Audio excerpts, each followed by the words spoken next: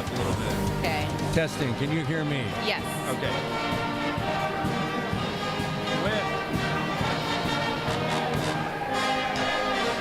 Welcome, ladies and gentlemen, to the 2025 season opener for Humboldt Roller Derby. We're here at Franceschi Hall on an exciting night.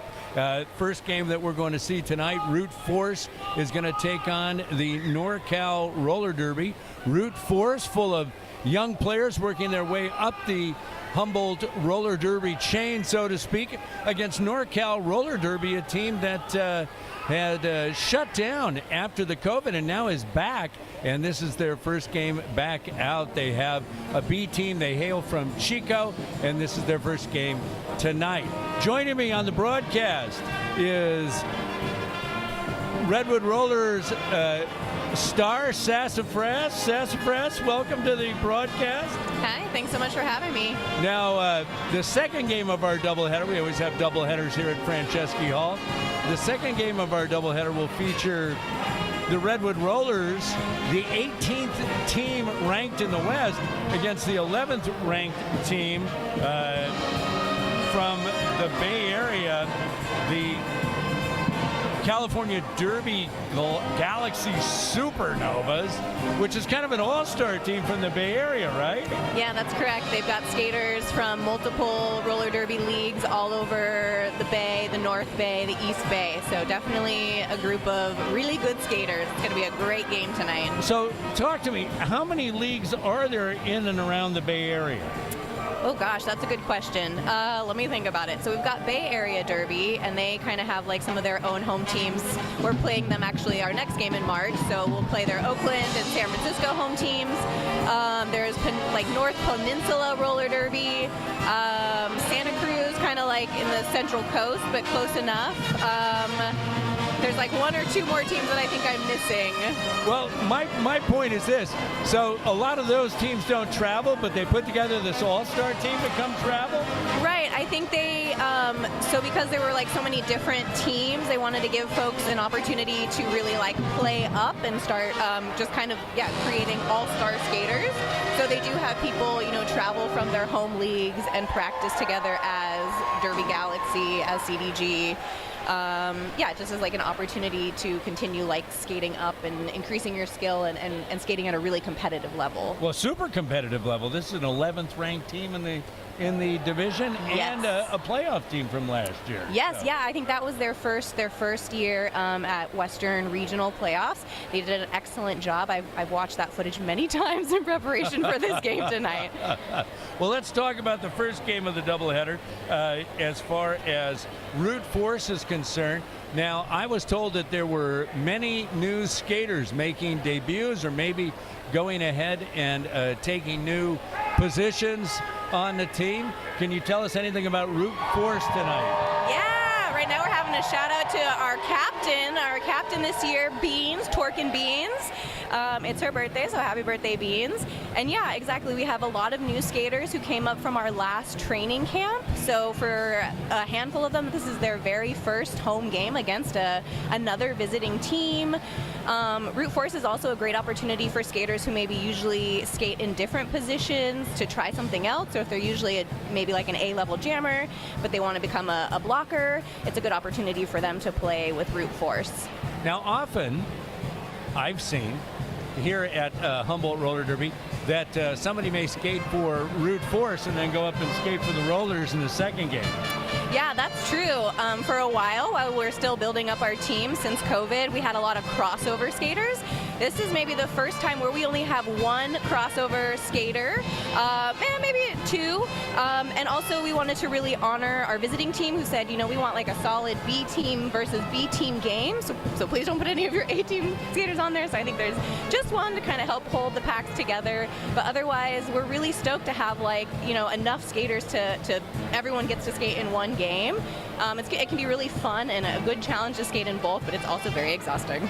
Well, I think that what is nice about this game is that we're looking at like programs. I mean, in the second game, if you've got an all-star team from the Bay Area, that's an uphill climb for the Rollers. But in this game, we have Northern California, university towns, areas that have one team, and they're sending the one team and having the opportunity. So more like-minded in a sense as far as playing in that. I don't know. It seems better matchup. Yeah. I think we'll see a good matchup tonight. And yeah, for the second game, the Rollers will definitely be skating up. But Derby Galaxy was super excited to skate with us. They wanted to play us, so I think it's going to be a really good game, regardless of the outcome, and we're all going to learn a lot from it. There you go. Well, there were some excellent teams that came in here last season. If you remember, Bakersfield was an outstanding team that came up here, and Cherry City came down from Salem, Oregon, and they were an outstanding team.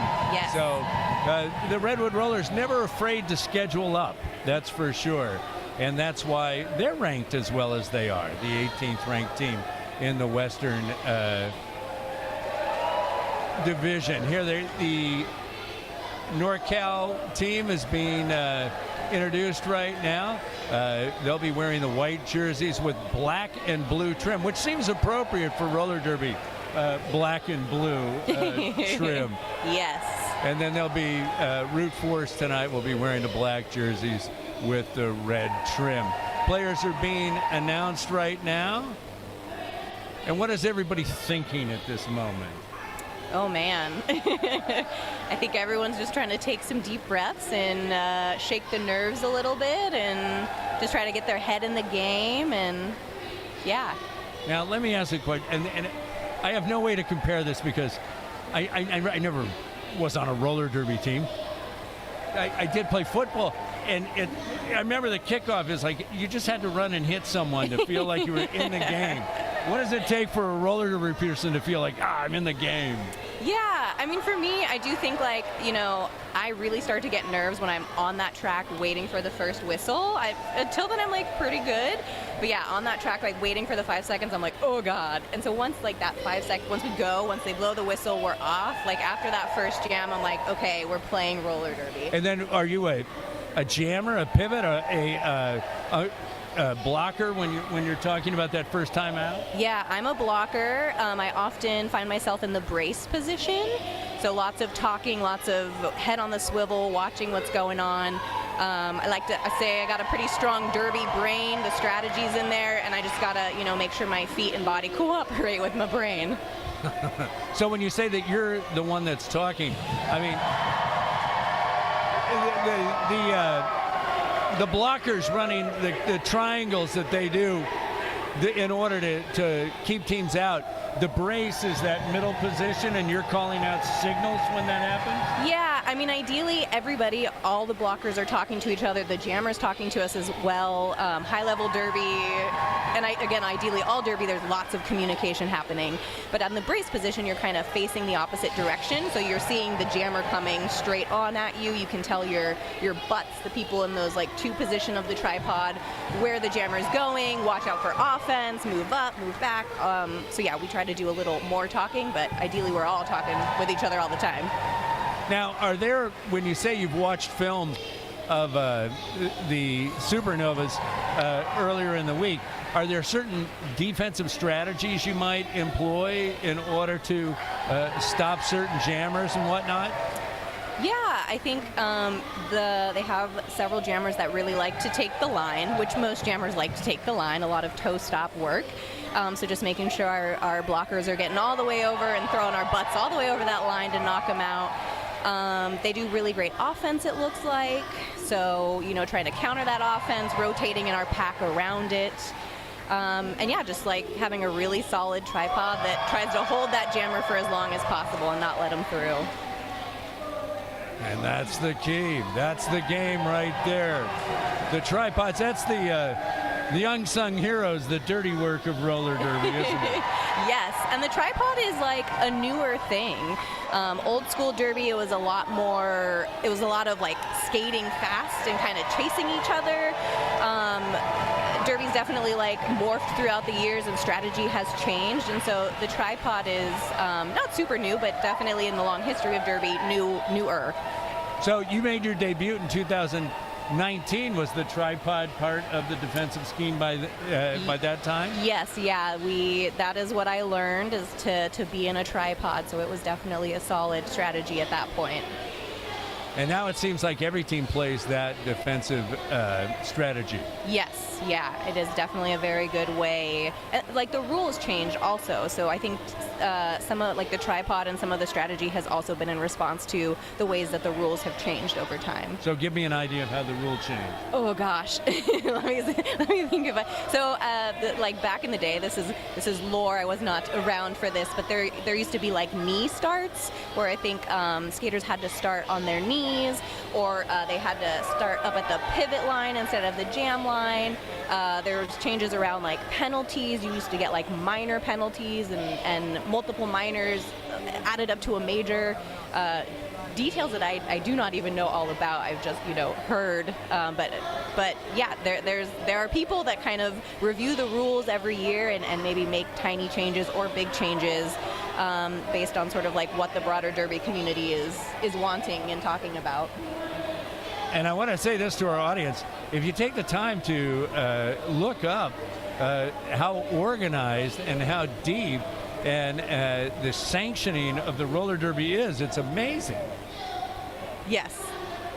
So I'm getting signals from across the track. You're getting signals because, well, I mean, I think this is an interesting thing that occurs with us here on KCCH is we have a guest announcer every week, or every game, really. I mean, you may even have to leave for the second half to warm up, right? It's true, yeah. At halftime, I'm going to have to go away for a little bit and do my off-skates warm-up and then get my gear on at some point and warm up with my team. So hopefully I'll be able to be here for the full thing and focus, but if I get a little distracted, it's because I'm trying to get my head in the game I'm about to play. I think that's something that people need to know. If you're in the association, the Humboldt Roller Derby, the reality is you just can't do one thing. You just can't be a skater. Oh, no. This is a lot of work to put this together. Yes, yeah, we are a skater-run league, so we come the night before to set everything up. We break down pretty much tonight when the games are over. Every skater has a job specifically for bout setup, and we also have a job for like all of the other times just to keep the league going. And we 100% could not do this without all of the volunteers, our officials, everybody that really helps make the magic happen with us. Now, is that the story for every team? For a lot of them, yes. A lot of them are like grassroots. They're skater, run, and led. Some of the bigger leagues, I always think about Portland, and they are the best in the world. Portland it is? Yes, yeah. And they have like a paid position. I think they have like a paid executive director and maybe some other folks doing like media stuff. So I do think that there are some leagues that are able to pull that off, and that can definitely help take off some of the pressure from skaters so that they can just focus on the athleticism part. But I see the value in that, and I also sort of see extra value in like the hard work that we do together to make this happen. Really builds the camaraderie as well. Well, amazing the type of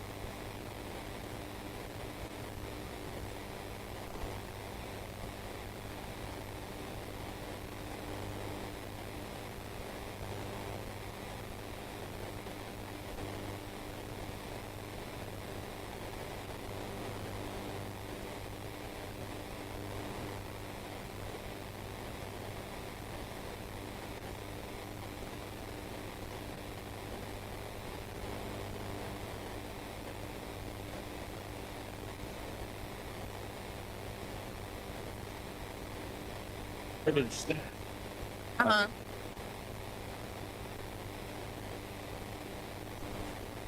Yeah, I think added.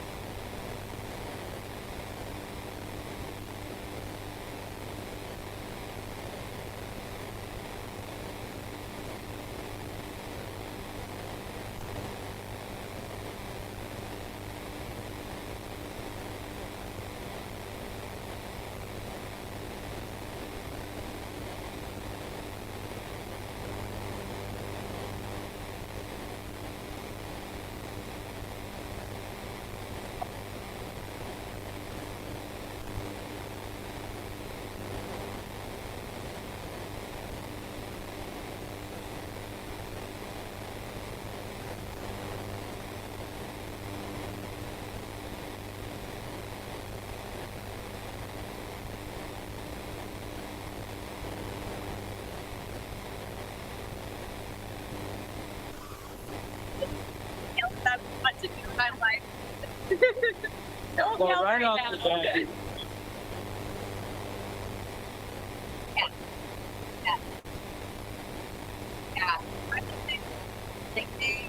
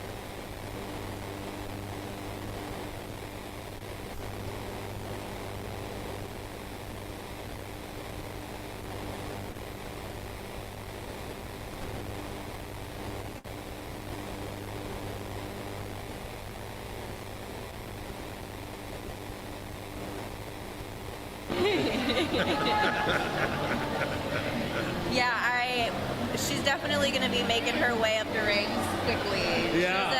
She's an athlete, a history playing sport. I think she rock climbs regularly. So yeah, she's an incredible jammer already. And I can see her being on the rollers very soon.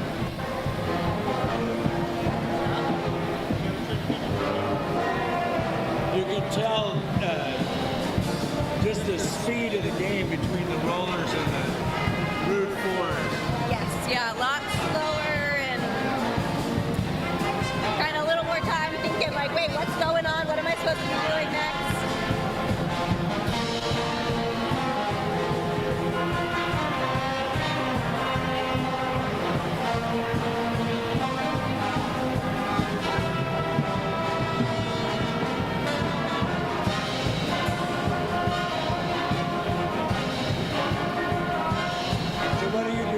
civilian life? I work remotely for an international research nonprofit. I'm a researcher. What do you research? I do a lot of harm reduction research.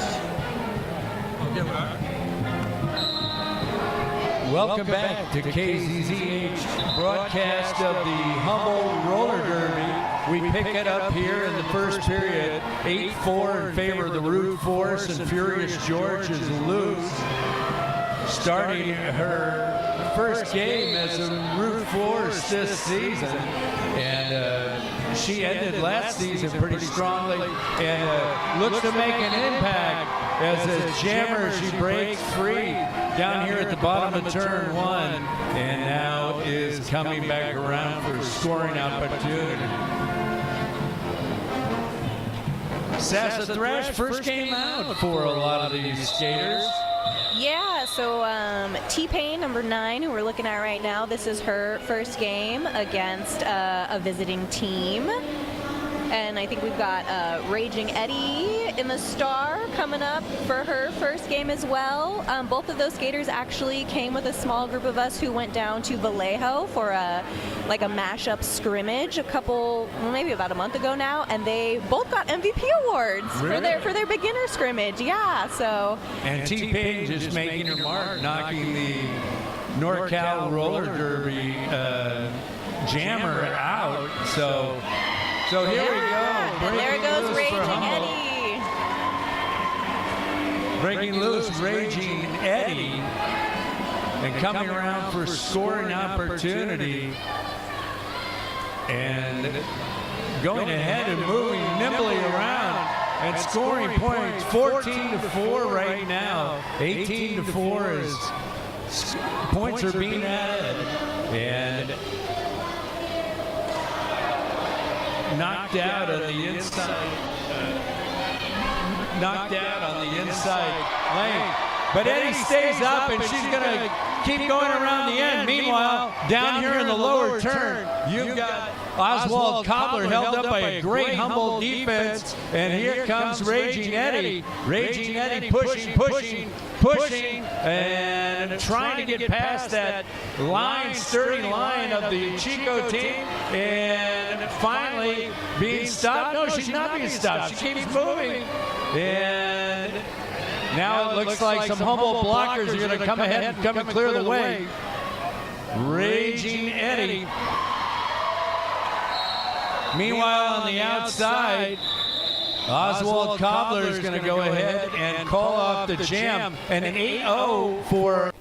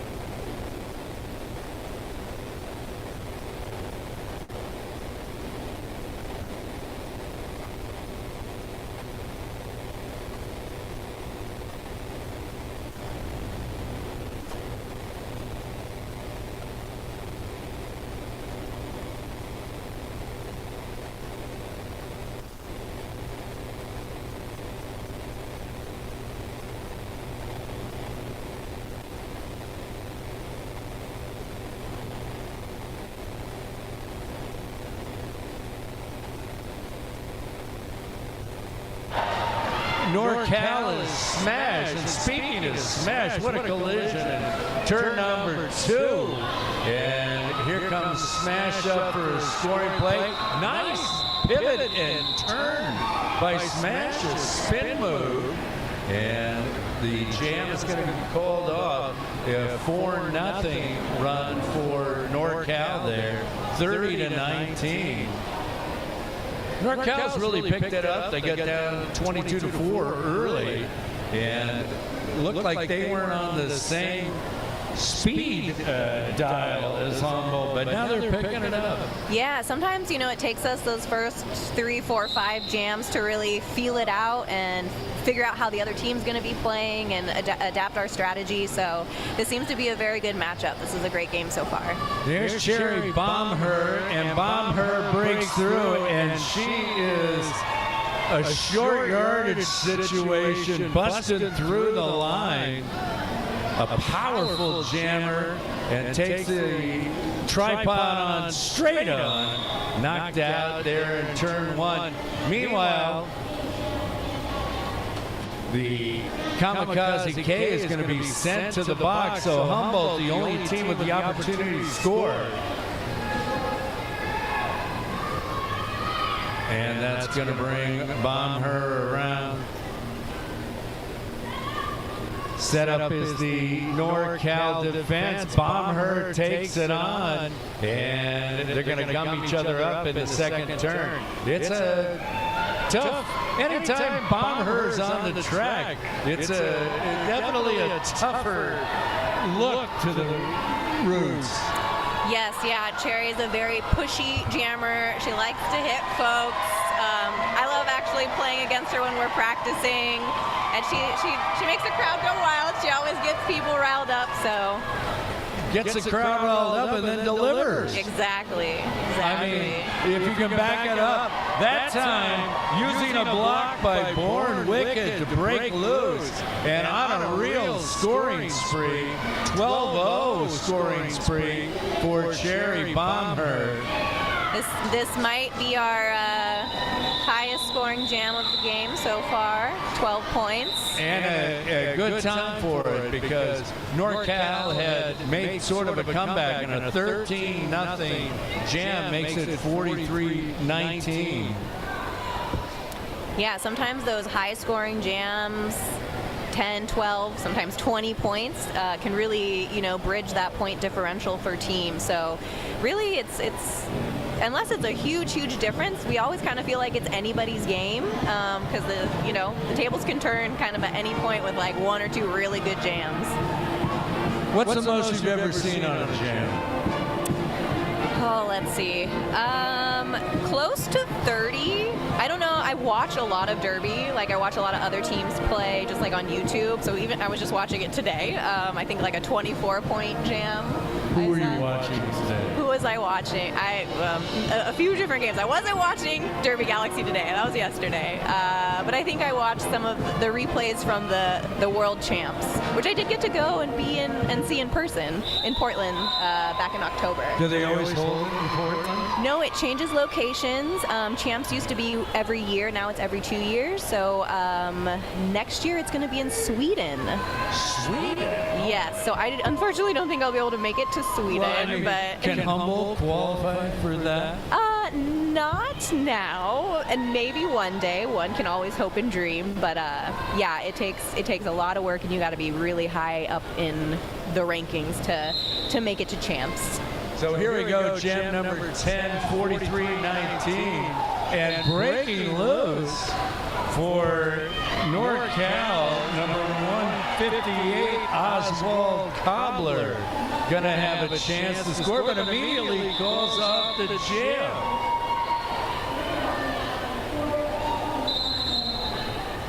And there was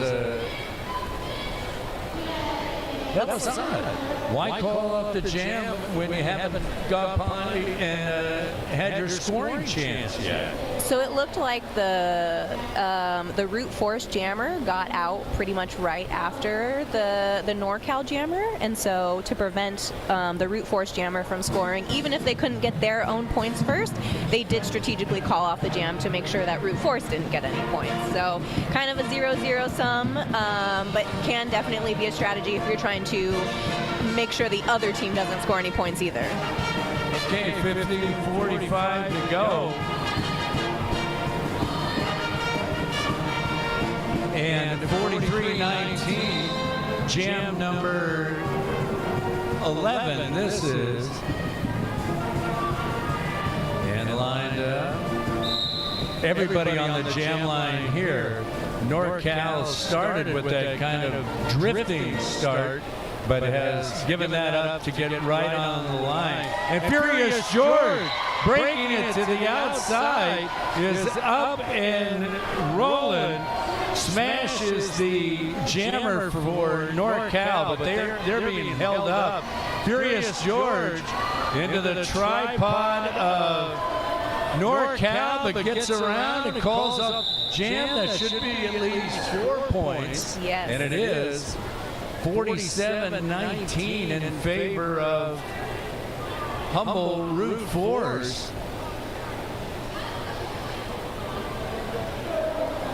Kind of a Houdini escape there. How'd you get out of that? There were 4 NorCal blockers in a line, a fearsome foursome, and a little shake and bake, and she was able to score.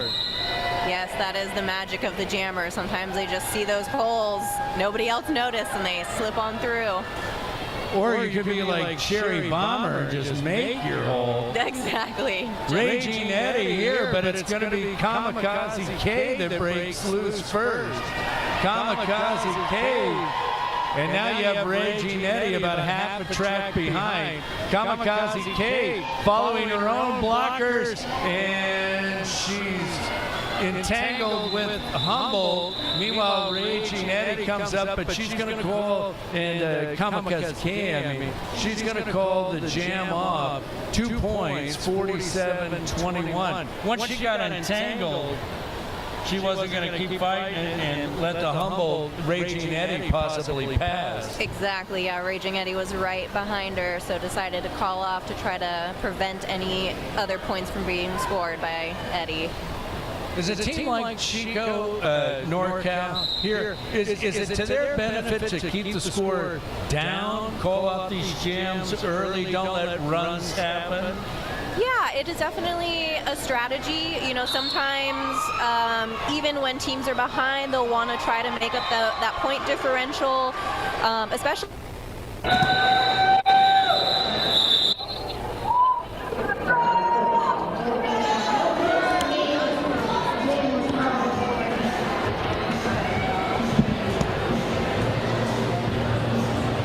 And that's exactly what happened there. Once again, we have a jam that did not have a score, which is an odd way. It's odd. I haven't seen a lot of that out here this year. So no score there. It remains 47-21. Jammers lined up, and everybody on the jam line, and it is congested.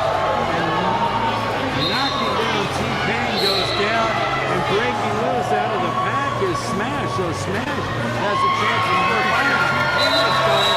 Here comes Smash inside. Smash down here. Great job by Humboldt in the tripod. And there's going to be a penalty on Smash to the book. That means that T-Pain has a chance to score. T-Pain knocking away some of these NorCal blockers. T-Pain taking them on. T-Pain scoring points.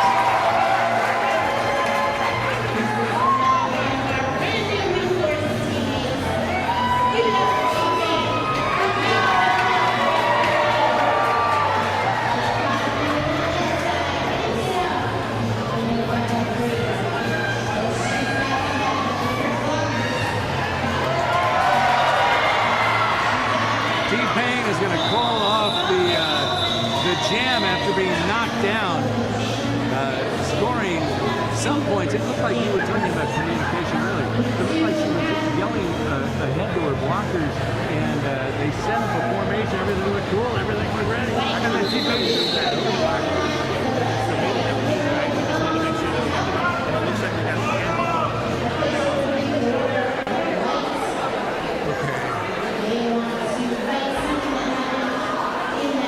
We have that. So that's not this camera. That's camera one up there. Pretty sure. Yeah, one more lap before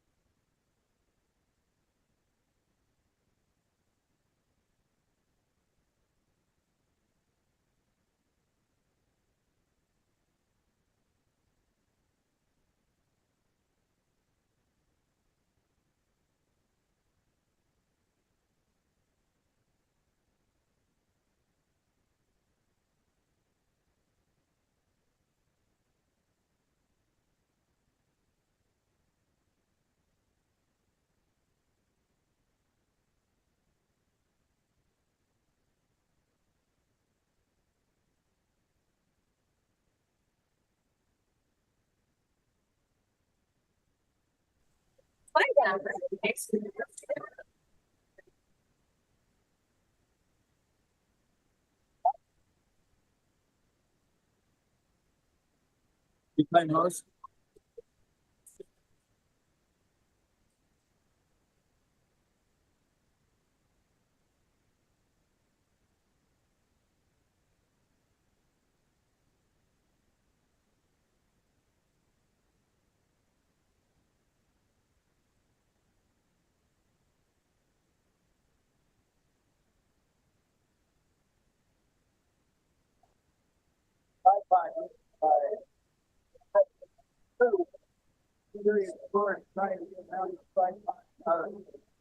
NorCal.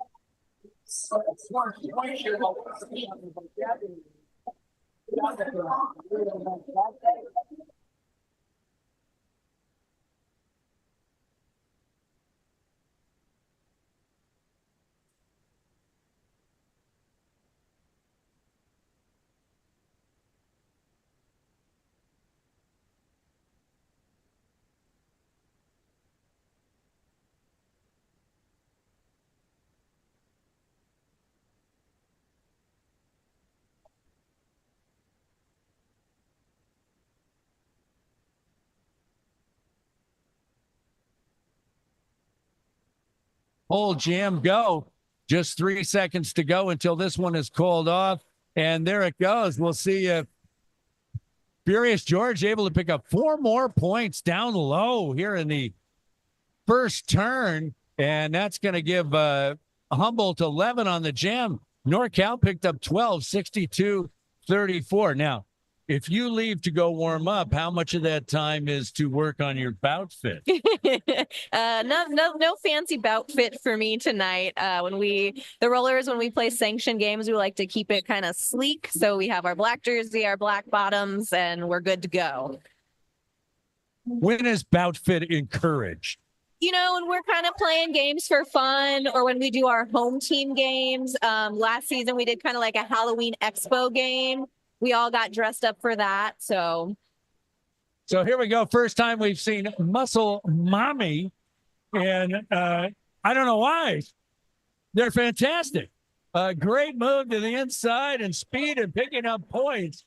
Muscle Mommy coming up to meet the NorCal line. And there's quite a smash there. And players go down, but not Mommy. No, that was incredible. Yeah. Muscles is, I think, going to make a great, blocker, jammer, I can do it all kind of vibe, which is excellent. We love skaters that can kind of do everything. She'll make a great pivot because if needing to jam, then they'll do well. And if needing to block, they'll do great. So an 8-0 run for Rootforce. It's 70-34. We've got 7:55 to go in period number 1 of our 2025 opener here from Franceschi Hall. And drifting up slowly to line is NorCal. I think both teams have done better when they bunched up to start tonight. And breaking loose. Oh, what a nice play there by Smash. And now you've got the jammer on jammer stuff, but it's Cherry bomb her and Cherry bomb her. Wow, great positioning and calls off the jam before Smash ever passes her. Cherry does like a little jammer on jammer hitting. So when she gets the opportunity, she'll try. I was waiting for the hip check to send her. But that was great. She was smart and she called it off when she needed to. So that was really great gameplay. So actually, Rootforce got 2 on that, and it's 72-34. They've extended the lead well here in the last 10 minutes. And I think NorCal didn't get a player on in time. Raging Eddie is knocked out, but they're 1 short. Yeah, and it doesn't look like anybody's in the box. So if not all your players are on the track by the time that whistle blows, then you just are skating down a player. You're skating down a player. And that was number 3,649, Anarchy Death Missile. Didn't make it on. So it looks like Eddie went to the box. So NorCal has a power jam. And they're finally even up. So Kamikaze K having the opportunity to be on the power jam, but knocked out there by Sugar Rush. Yeah, Sugar Rush is the one skater who's doubling up tonight. She's a veteran skater. They retired for a little while and are back at it again, and we're very glad they're back. And Raging Eddie is back and taking on number 329, Diva Smackentire. And Diva, a stout defender, making the play here. Both jammers held up, but now Raging Eddie gets out, down to a knee, gets up off the knee and breaks loose. Raging Eddie. 27 seconds left in the jam. Raging Eddie coming up onto the NorCal line and able to break through.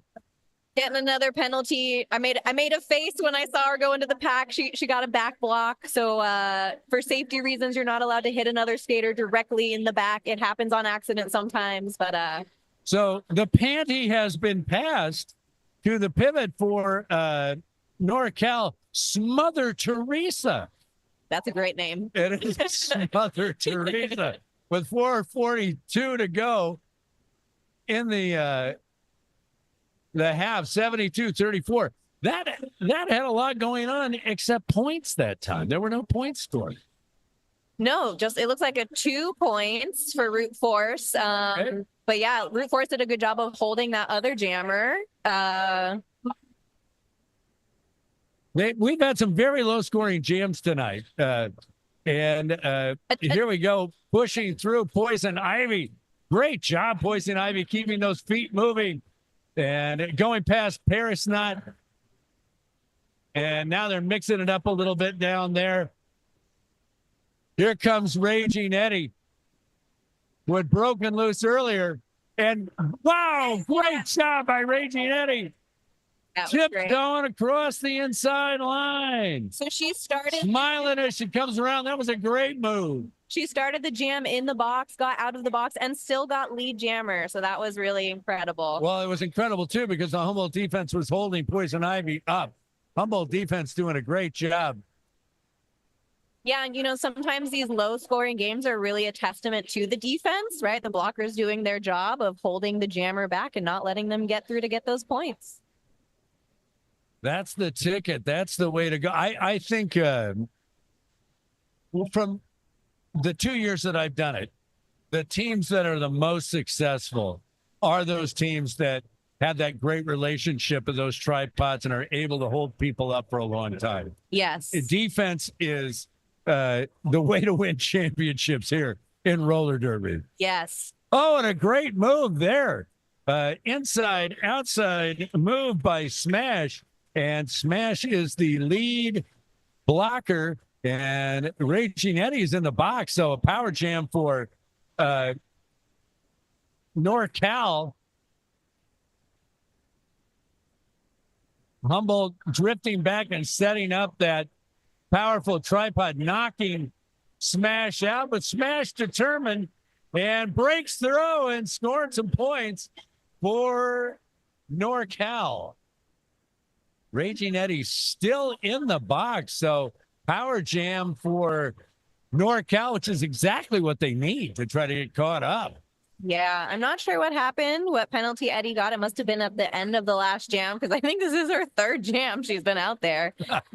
Or in there. Or yeah, in the box, yes. Out on the track in the box. But Humboldt has done a really good job at what we call like a penalty kill. So trying to keep the jammer. The jammer has scored some points, which is also great.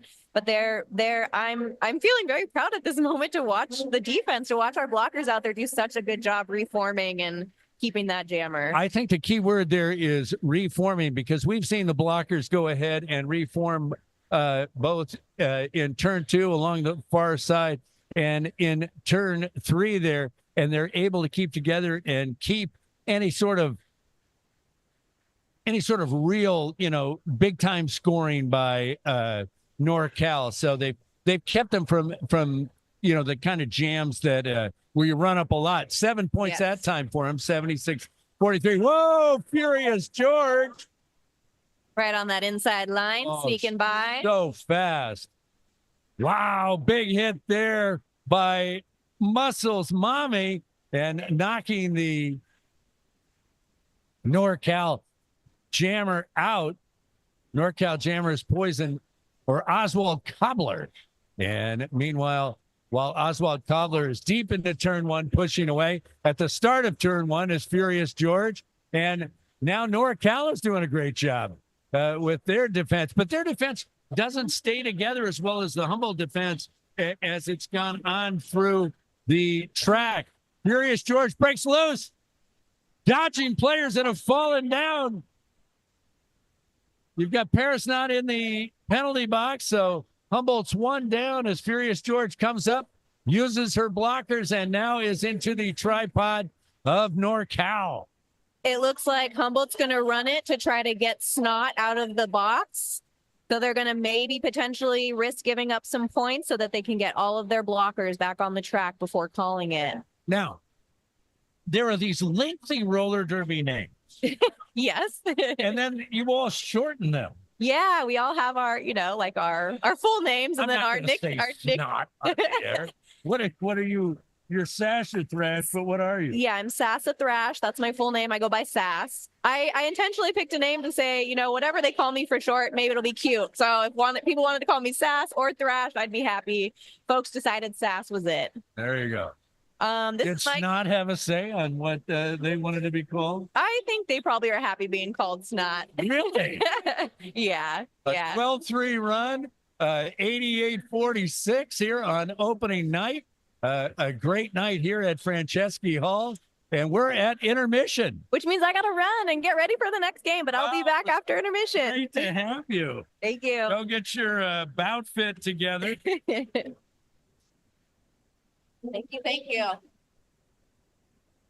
We're going to take a break and send it back to the station. We have an intermission here, 88-46, Humboldt Rootforce over NorCal Roller Derby.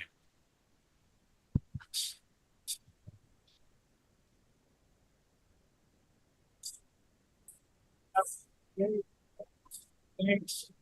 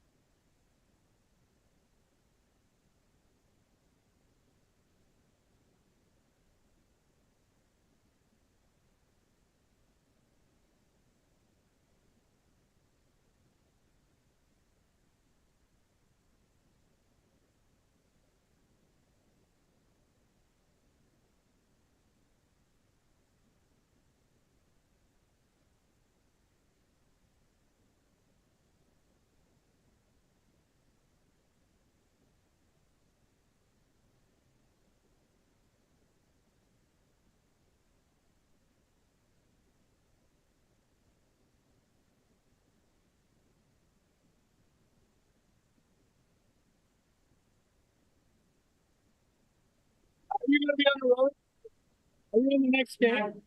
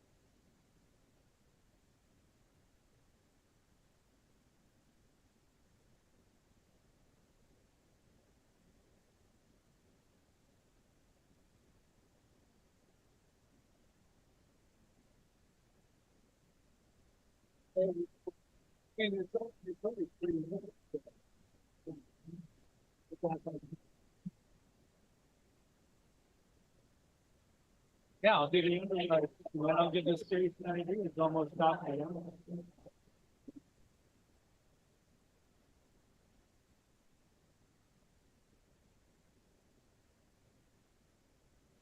Welcome back to Franceschi Hall. Opening night for us too, as we sort out some of the bugs in the new systems. Want to thank our underwriters, the Speakeasy Bar, a New Orleans-inspired custom-built bar, seasonal craft cocktails, local fresh ingredients, live jazz and blues, and much more. Located at 411 Opera Alley in Eureka. They're back with us from last year, as is Rennie Public Law Group, providing legal services to public agencies throughout California, practicing public law in the public interest. Find out more at renniepubliclawgroup.com. And then a new underwriter, we want to thank A to Z Eye Care, dedicated to providing the community with quality vision care through education, technology, and excellent service. Find out more at A to Z Eye Care.com. We are looking for more underwriters for these broadcasts. And in addition to prominent underwriting message placement during each home game, underwriters also receive exposure on Access Humboldt's TV channels, website, YouTube page, and radio station KCCH 96.7. Be part of the excitement. Contact us at KCCH Access Humboldt.net to find out more. A very interesting first half, one that really picked up speed as we went along. And there's reasons for that. This NorCal team that hails from Chico, they were shut down during COVID and hadn't restarted their program. This is their maiden voyage tonight as they make the trip from Chico. And they have a team that is at the BC level, which is what the Rootforce is. Rootforce, the team that goes ahead and supplies players to the Redwood Rollers, and Chico building their program, NorCal building their program. Started out a little slow, but has hung pretty tough. 88-46, Humboldt Rootforce at the intermission. I will say this about Humboldt, skating new players as well and putting players in different positions, trying out new jammers. It's exactly what they should be doing. And they also, too, have picked up the pace. The most impressive thing I think that we saw from Humboldt in the first half was a defense that seemed to stretch from the jam line all the way through turn 3 as they were able to keep NorCal from going on any big runs. And meanwhile, there were a couple of big runs for Rootforce, but they just kind of steadily worked it and have built up that 38-point lead. Or I should do my math. A 42-point lead. So we're getting ready for the second half. At a roller derby tradition, the teams switch benches in the second half. So the Rootforce will be there on turn 2, closest to the jam line to send them out. And over in turn 3, that's where you'll find NorCal. They're getting ready to come out. White jerseys with the black and blue trim. Our officials are Missy Elliott, the inside pack, Megalodonna, the outside pack, Quake and Bait, the jam referee, Wicked Lizard, the inside pack. Aurora Chaser, Copy Kate, both on the outside, and Blondie as a jam route. We've lost Sasha Thrash right now. She's suiting up and getting ready for game 2, which is a sanctioned bout, where we'll see that all-star team from the Bay Area go ahead and take on the Redwood Rollers. A steep challenge tonight for the Redwood Rollers. 30 minutes to go in this one, though. Lots to pay attention to for Redwood Roller fans. The bottom line is that these are the players that are aspiring to be rollers and playing well in their season opener here against NorCal. The Redwood Rollers did go down and do a scrimmage in Vallejo, but this is the first actual bout that they've had. So Cherry Bomb Her, who's been incredible in the first half, smashing into the line. I mean, there's no shake and bait. There's no moving around. Cherry Bomb Her is a tremendous jammer and breaks through, but also breaking through is Smother Teresa.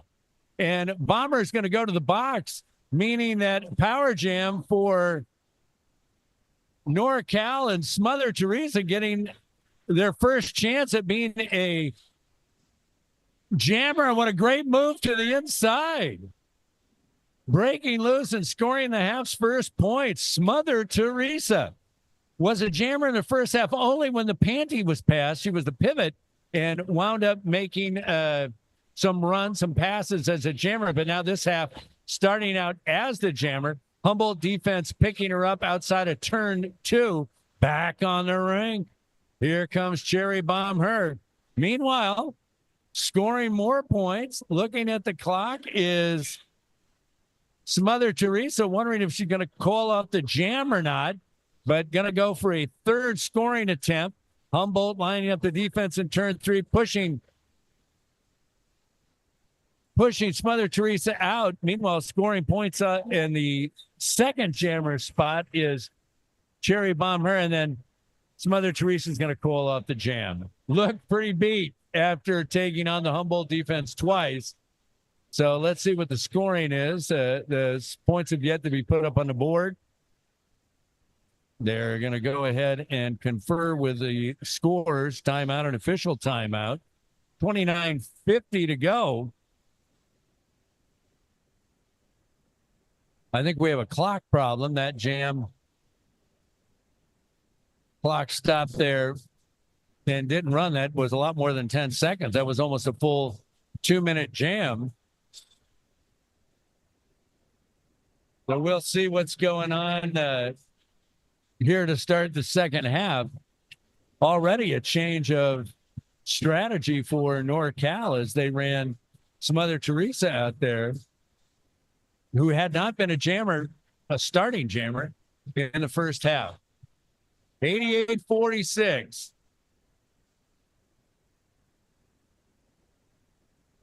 Is the score here. Opening night 2025. We're going to have another bout in exactly a month, March 22nd, here at Franceschi Hall. We're losing the scoreboard up for a minute. People do a great job. The timing mechanism, the clock, and also keeping time on a jam, that is off the air at the moment. Officials conferring. The clock and the scoring is everything. And it's back up on board. They're resetting the clock to...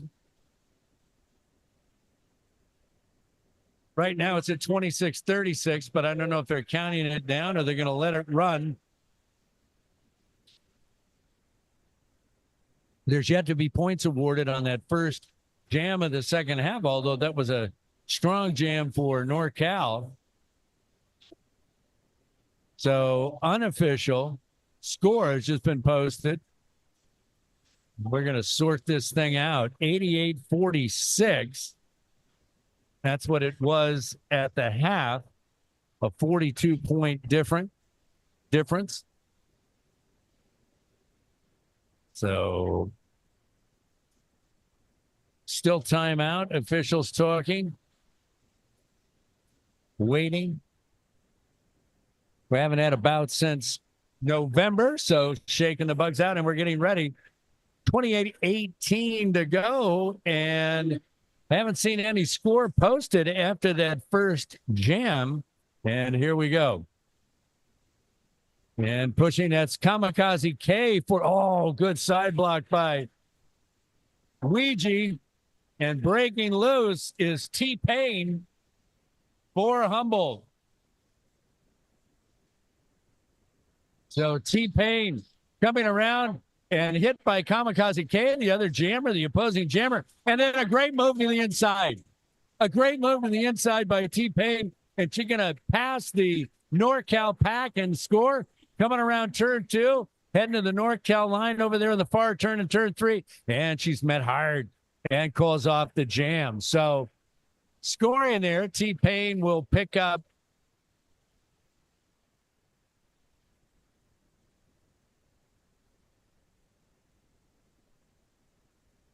I'm going to have to ask, is it score not being posted?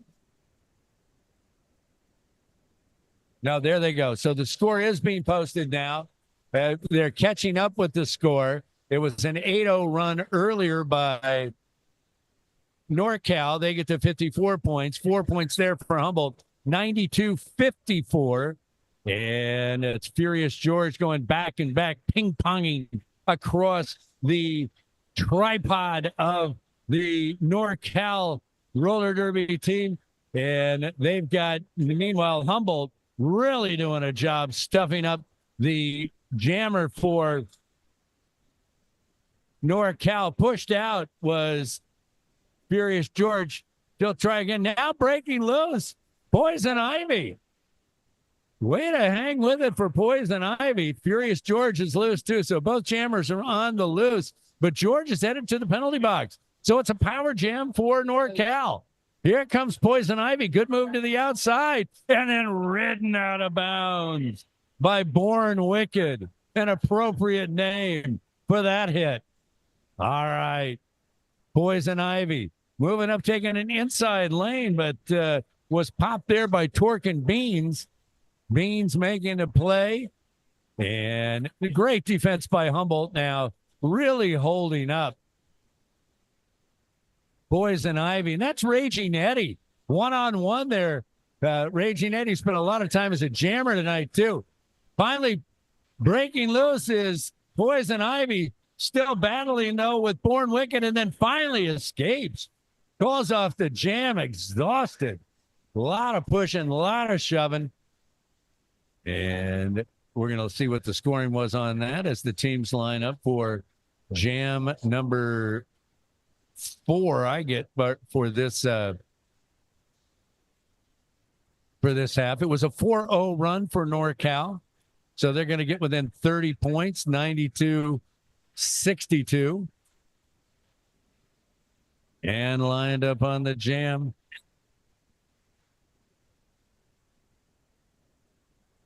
Breaking loose immediately.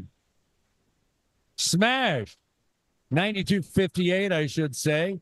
Those 4 points were added. Smash. What a job. Oh, what a job as a speedster cutting through some, not the largest holes you've ever seen, but some real good footwork. Tried to do a spin move, went out, called off the jam. It was 2-0 NorCal on the jam. So 92-60, 24-34 to go.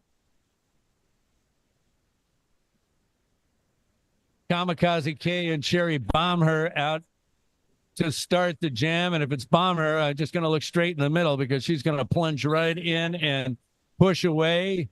And almost as if on cue, that's what's going on. Kamikaze K has had a hard time breaking loose tonight, but Cherry Bomber is just taking them on straight. And I'll tell you what, some great action here down in the first turn. Bomber pushing, knocking down 2 NorCal Roller Derby players and breaking loose. Bomber coming around for their first opportunity to score some points down here in turn one. Oh, delivering the blow. 2 down, 3 down. She's leaving him laying on the track. But that's going to be a penalty. Oh, so Bomber to the box. And with Bomber going to the box, the panty has been passed to Anarchy Death Missile. Are you kidding me? Anarchy Death Missile coming around was the pivot. And great blocking here. A moving wall of blockers by NorCal. A good job here. Anarchy Death Missile being held up by Torque and Beans. On the far side, also by Sugar Rush. Anarchy Death Missile. Down goes a NorCal player. And breaking loose out of the penalty box and breaking loose is Cherry Bomber. So the great job by the Humboldt defense so much that time that they were able to hold up the NorCal team long enough for Bomber to get out of the box, and actually came out of the box and became the lead jammer. So Bomber on a 4-0 run. Because Bomber went to the box right off, she had started as the lead jammer. And as Sasha Thrash so brilliantly described to us, the jam's got to run the full 2 minutes. And it's about over, and will end at 22:16 to go here in period number 2. Let's see how the points are awarded there. I've got 96-60 on the board right now.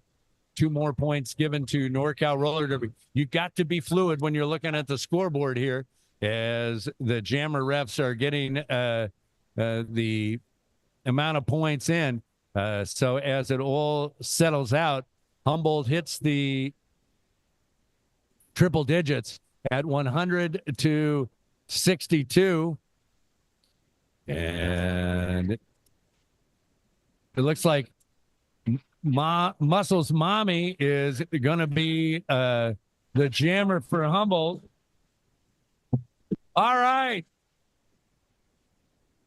Sasha Thrash is back with us. Sass. I have returned mostly all the way geared up. Bout fit on. Outfit on, off skates warm up done, finished putting on my skates and helmet and everything, and do our on skates warm up after this game.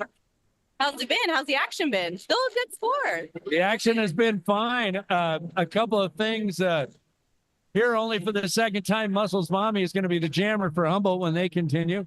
NorCal has started to use Mother Teresa as a jammer. Remember, she was a pivot that got the panty pass to her last game and showed some promise. So she's been employed as a jammer this half.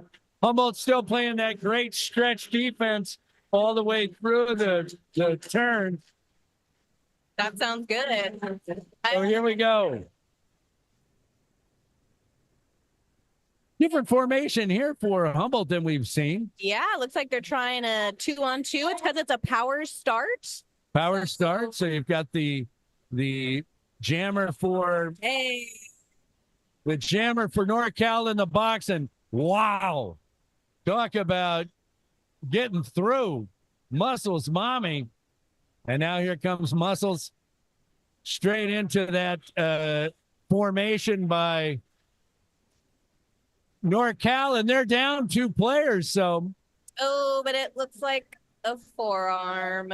okay, Muscles Mommy is going to be called for a penalty, meaning that the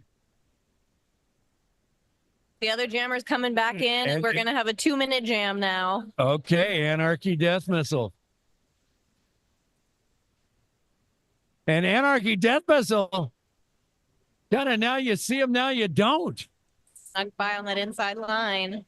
So on to turn number 2 and heading up to the Humboldt defense. And Death Missile is going to not really hit him with the power that you see Cherry Bomb her go into him, or Muscles Mommy, as Muscles Mommy into the far turn and pushing ahead. That's one thing I noticed. The Humboldt jammers attack the defense far more than what we've seen from NorCal. Yes. And as I say that, Parasnack gets knocked down. And then two more of the Roots take out Death Missile. And then now taking as the lead jam is Muscles Mommy. These jammers are working on this 2-minute jam. They are. A 12-4 run for Humboldt. Mommy pushed outside and now calling off the jam. So it winds up, when all's said and done, when the dust clears, 12-8 in favor of Rootforce. Going to make it 114-68. I want to give you're listening to KZZH 96.7 Eureka Community Radio from Access Humboldt. I just took a look around Franceschi Hall. Oh, great. We're having a little break here. It is a full house tonight. We might have sold out. I don't know. Did you expect anything different? Really? It's like, season opener, so we always hope for a full house, but it's really nice to see it in real life. Well, that's cool, but talk to me. Is there a marketing department or folks that get out and try to spread the word about the games as far as attendance? Or that would be all of us. That would be all of us. What a spin move by Furious George. Go George. Staying in bounds, taken out, knocked down, gets up and is loose. Oh, man. That was some athleticism. Was. And the blockers up trying to prevent NorCal's jammer was just as great. This is an incredible game. Well, it's an incredible first time out for a lot of I think if you're a Humboldt Roller Derby person, and we have the jam called off. If you're a Humboldt Roller Derby person, you got to like the rookie class. They're playing well. I ran into a bunch of them during halftime and told them how proud of them I am and that they're doing so great. And they are 117-16. And I'll tell you what, NorCal is getting up to speed here. They are. They're doing an incredible job as well. And again, it sounds like they have a bunch of new skaters too, just coming back. So everyone really giving it their all out there tonight. I don't think that's ever a question when you come to the roller derby, that you question the incredible effort that you see. T-Pain breaking loose and then falling in the clear. And I'll tell you what, we've seen people go down all the time. Kamikaze K being held up by that tenacious Humboldt defense. T-Pain coming around ready to try some scoring opportunities. And T-Pain, wow, hit him high, hit him low, and keep pushing through. She's going to break away on the outside. She just really keeps those feet moving. You watch her feet, they do not stop. And that forward motion really helps her get through those. There you go. Backs. Like Mr. T, I predict pain. There she is. Smashing in and calling off the jam. Wow.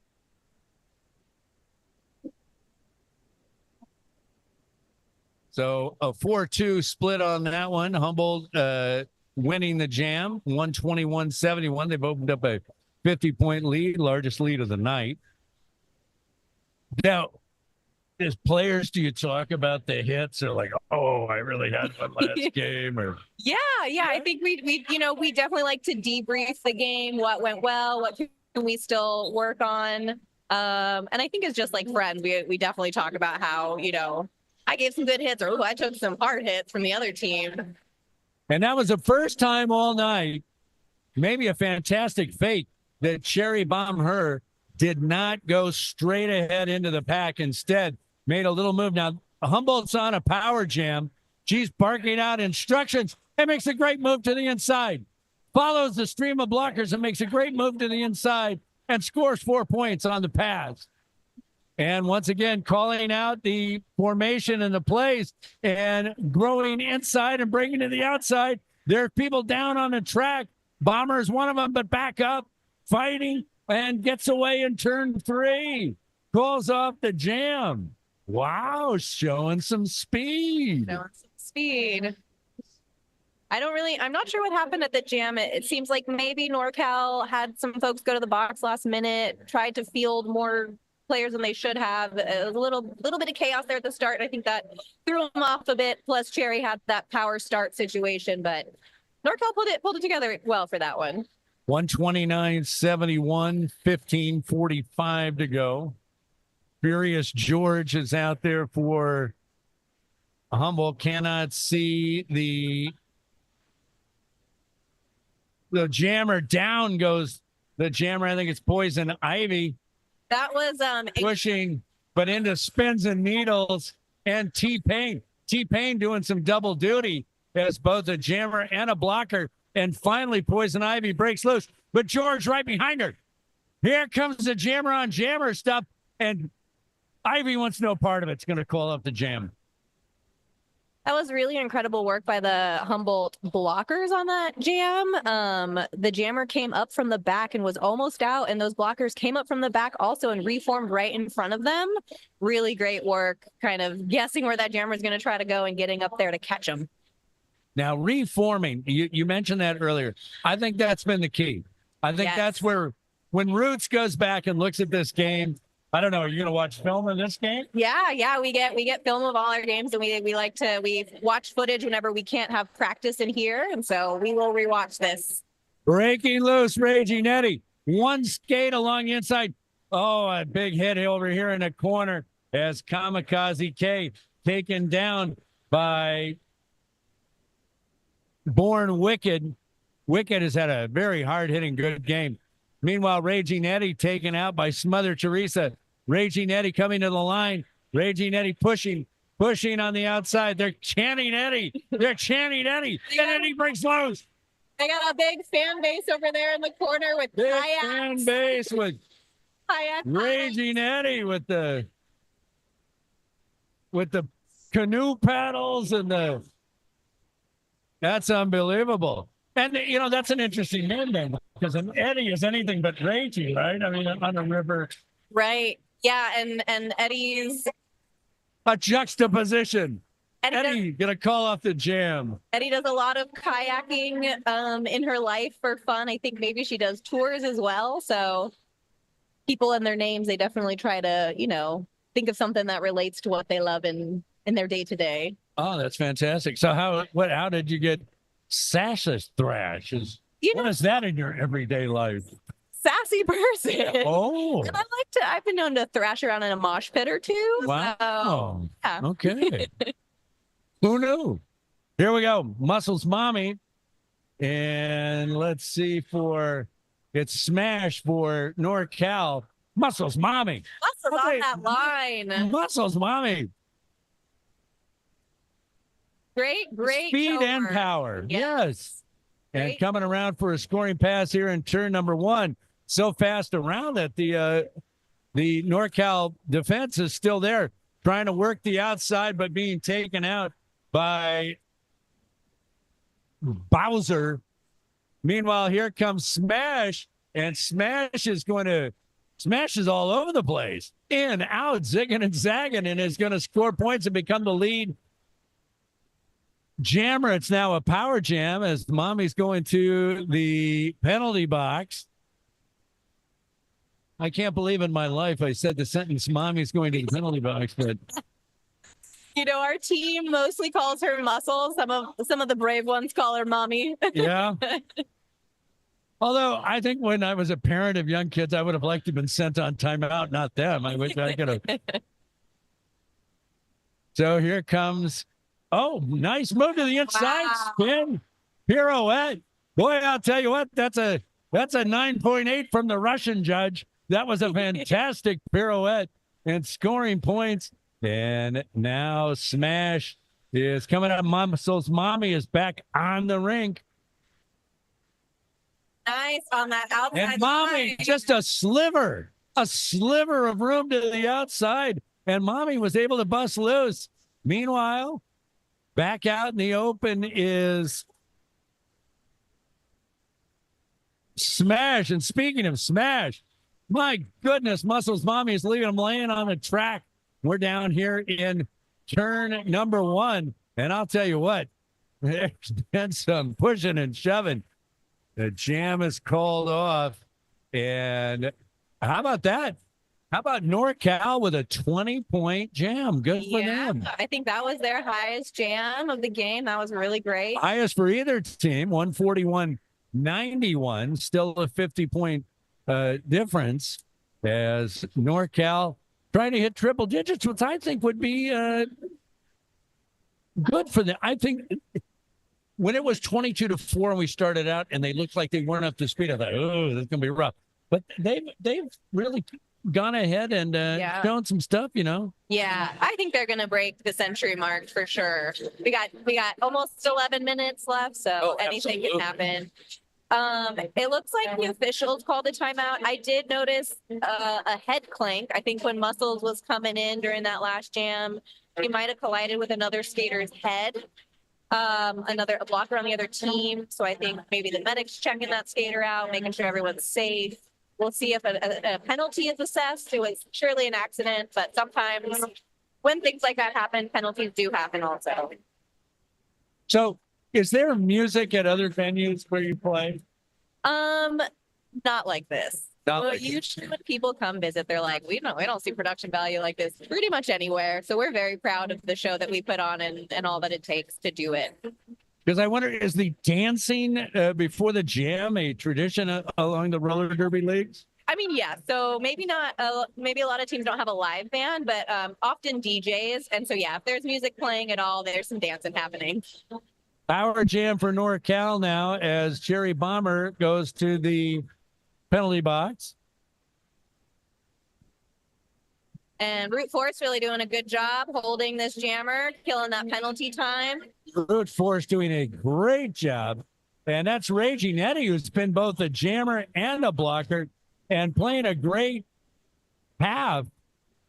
Now, when you have the pivot, is Raging Eddie, is that a special defensive situation, kind of like a box and one where they're on the jammer and the others are kind of creating a perimeter to try to keep that jammer from going forward? Yeah, so besides the tripod, you'll see sometimes blockers screening. So kind of like standing in the way so that the other blockers like can't move. Just basically opening that lane for their jammer to get through.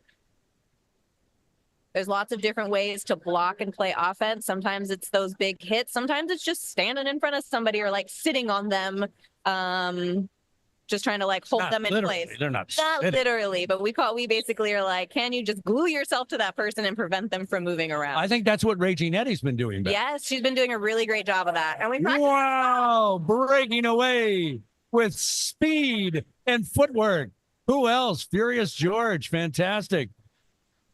Now, Furious George up to the pack, trying to use that footwork. Great move to the inside. Going to score 3 points right there. Kamikaze K has had a rough night trying to get loose. They have worked her hard. And meanwhile, as the Humboldt defense keeps up with a great job of keeping Kamikaze K bottled up, Furious George is scoring points. Coming around for a third time. Knocked out by Smother Teresa. Held up. They're going to try to pass the panty. Trying to pass the panty, and they did. Smother Teresa will get the panty, but not before Furious George goes around for a third time. So the pivot has the panty for NorCal, but that's not helping either. And Curious George continues. This is a big run for Humboldt. Maybe one of their biggest of the night.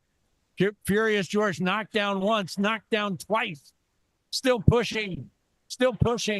Good defense by NorCal. And she breaks to the inside.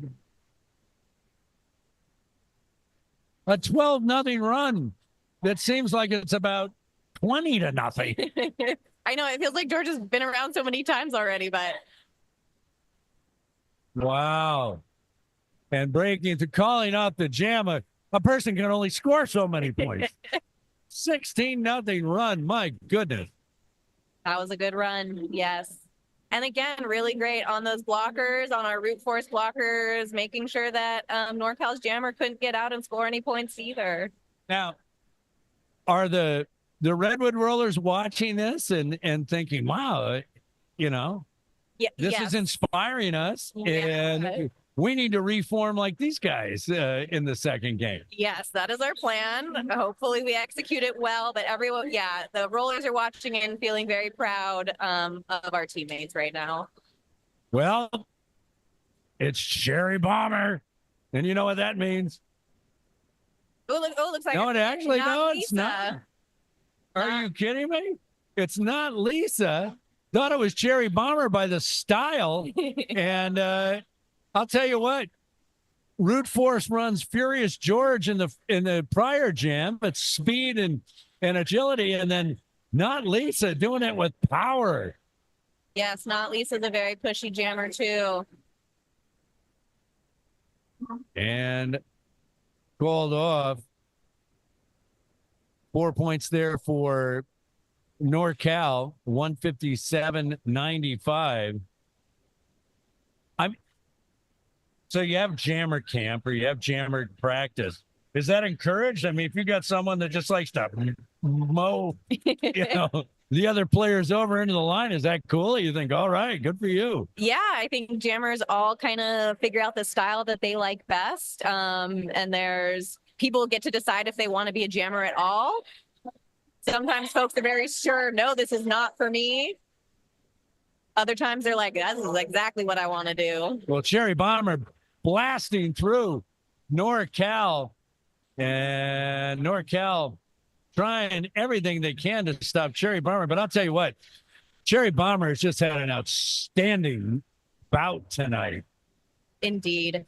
Scoring points, a powerful jammer.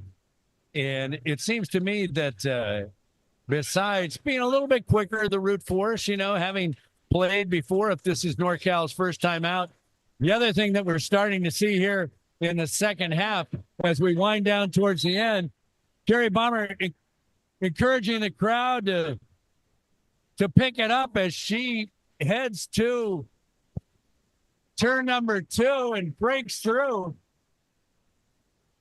I think the Rootforce is just, they're used to a game. I think you're starting to see NorCal tire a bit.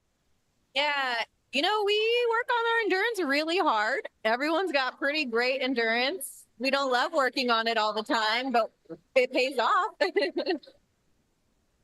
So just fantastic defense by Humboldt. They have not let Predator get loose. Meanwhile, Cherry Bomber, 4th time around, and going to go ahead and break loose again. It's already a 16-0 run. And the jammer finally got out for NorCal. I was watching muscles on that line just keep hitting that jammer out and hitting her out and hitting them out. Good defense tonight, too, by Spins and Needles, oftentimes in the middle. Cherry Bomber to the inside, a 20-0 run. 24-0. Wow. Calls off the jam. Job, 181-95.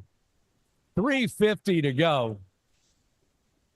Well, I hate to say it, but I probably have to disappear again so I can finish getting my gear on, because we're going to start warming up shortly after this game. Fantastic. Well, it's been a pleasure, though, with you. Thank you. Hopefully you'll be on another one. I hope so, too. This is very fun. They never send me the same people twice, but everybody's been good. So here we go. 3:19 to go. Sassa Thrash has to leave and get ready for the next game. 3:19 to go in game number 1. 181-98. Raging Eddie has done some great two-way duty. Goes ahead and breaks loose, as does number 158, Oswald Cobbler. So Raging Eddie and Oswald Cobbler are the jammers. Jam called off. And let's see how the points are divided up.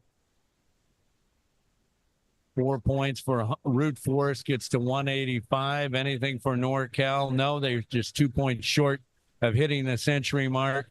2:30 to go. 185-95, 98.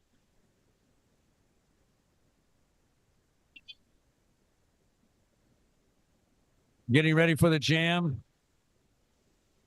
And buried is Furious George, but then up and tiptoeing across the line. That was a great agility there. And Kamikaze K right on They're back. They're going to call the jam right there.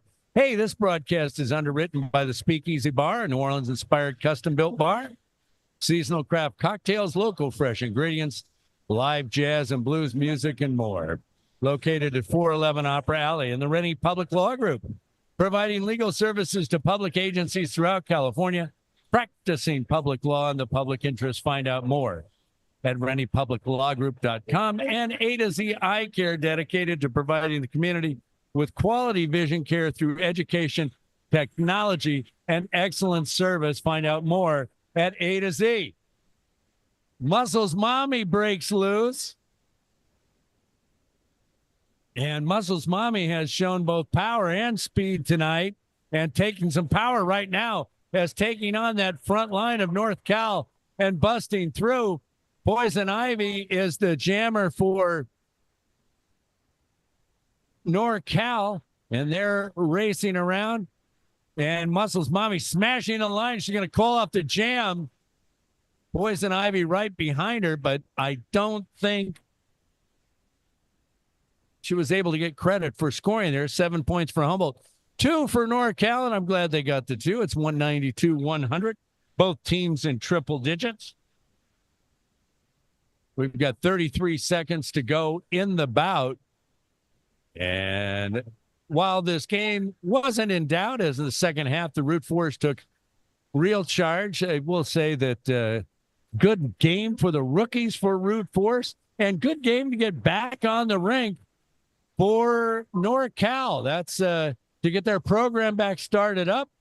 Humboldt and Chico always having great rivalries, so good to have a team from Chico coming over here. Furious George pushing, tiptoeing around as they have done all match. So the jam will continue, even though the official time has run out. Born Wicked driving into Kamikaze Cave. Furious George is going to get knocked down on the outside, being pushed around a little bit by Shredder. Calling out the jam, and that's going to be the ball game. Or I should say the bout.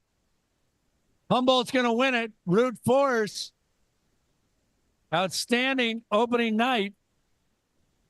And let's see what the final point total looks like. Right now it says 200-100.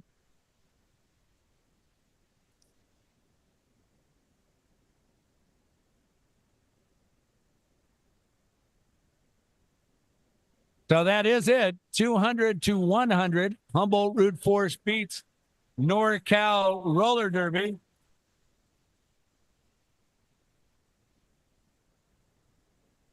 We're going to take a break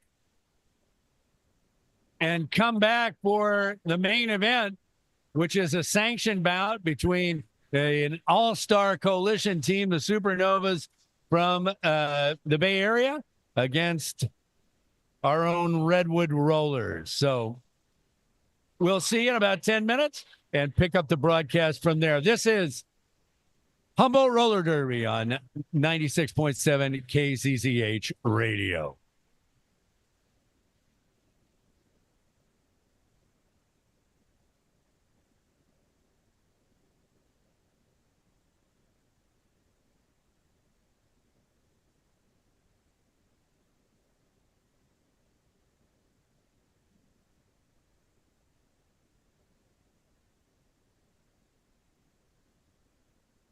Wow.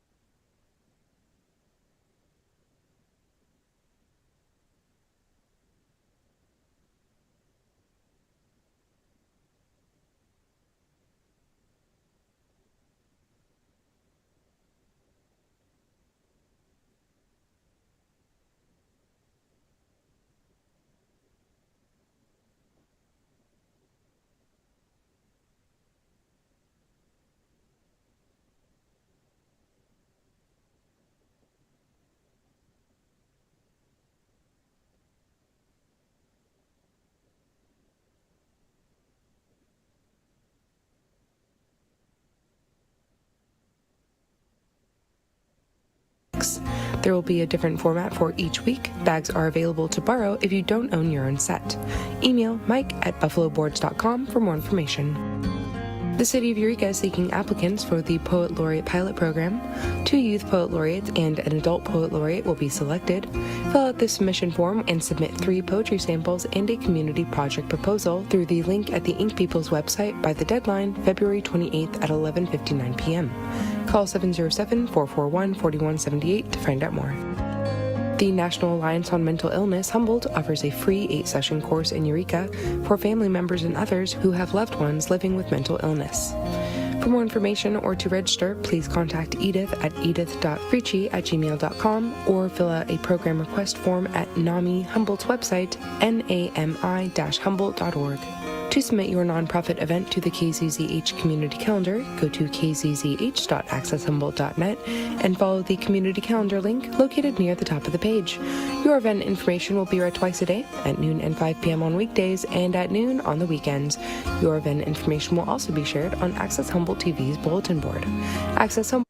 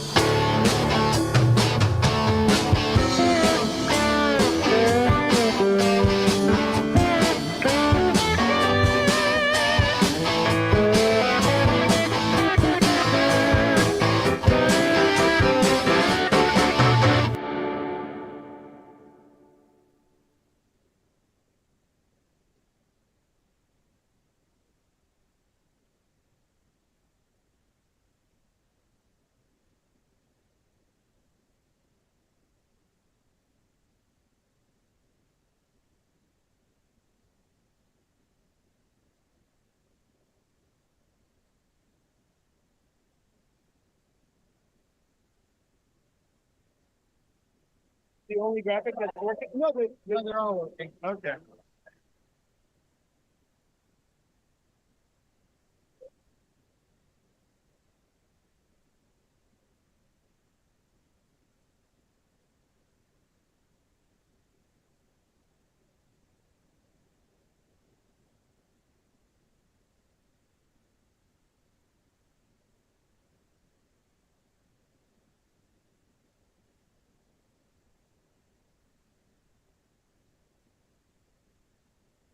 I like it.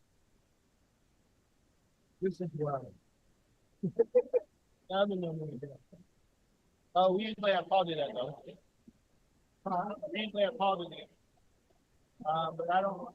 Do you line anything up? I asked for somebody. Yeah, they haven't mentioned anything about that. Okay.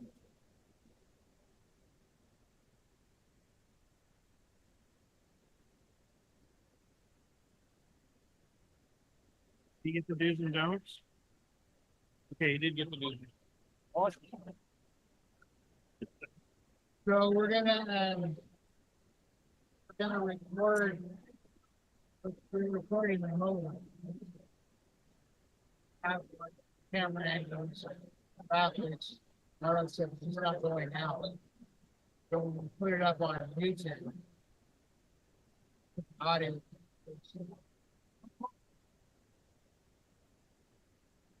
all in hand, I guess. I'm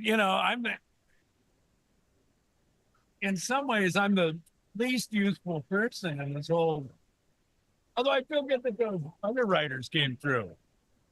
But other than that, I'm just a guy that shows up and does I don't know anything, black pen. No way, you are the show. Well, at least we managed to get it back on there.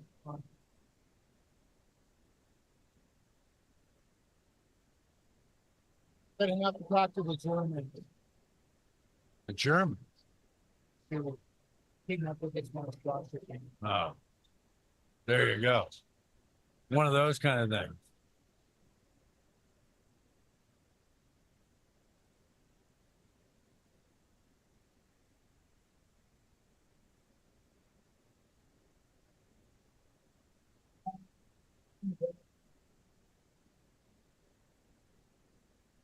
Oh, let's see, we got it right here.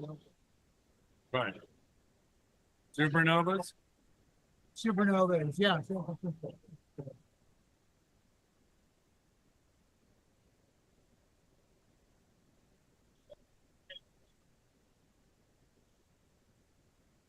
Does Monterey have a team too?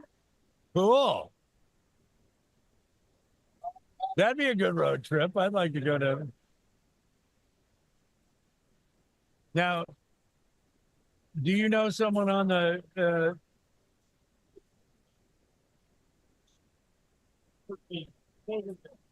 Cloverkill?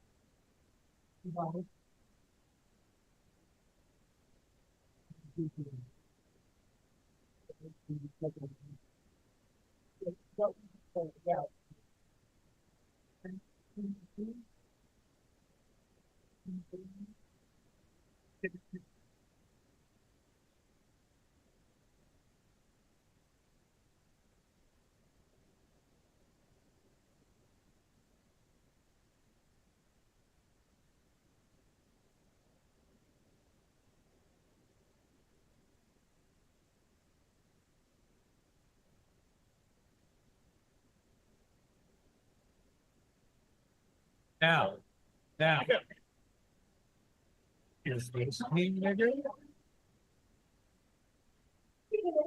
Yes.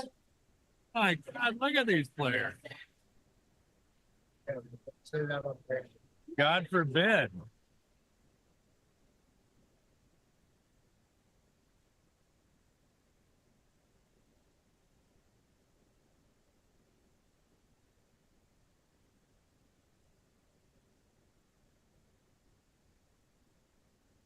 They're just warming up.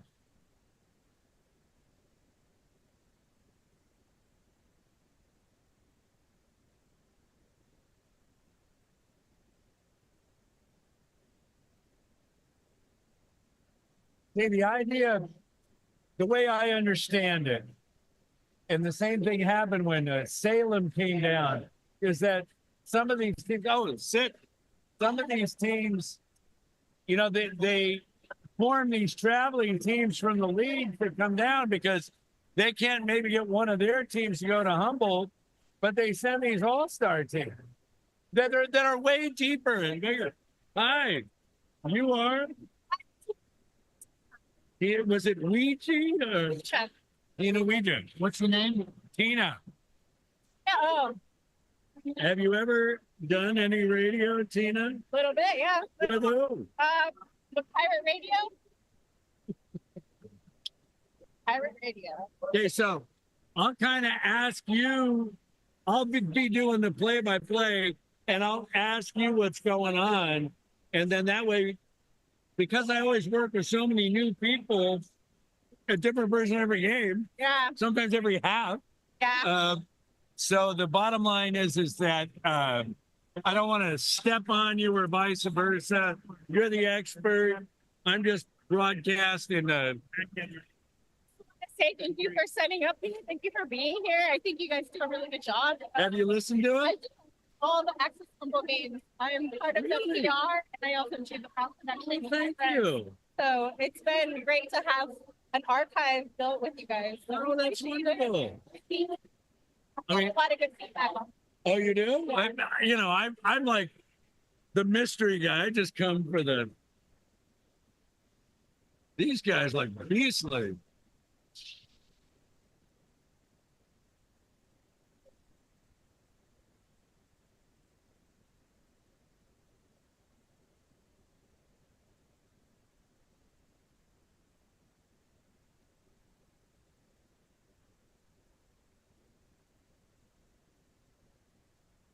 What? Turn them off.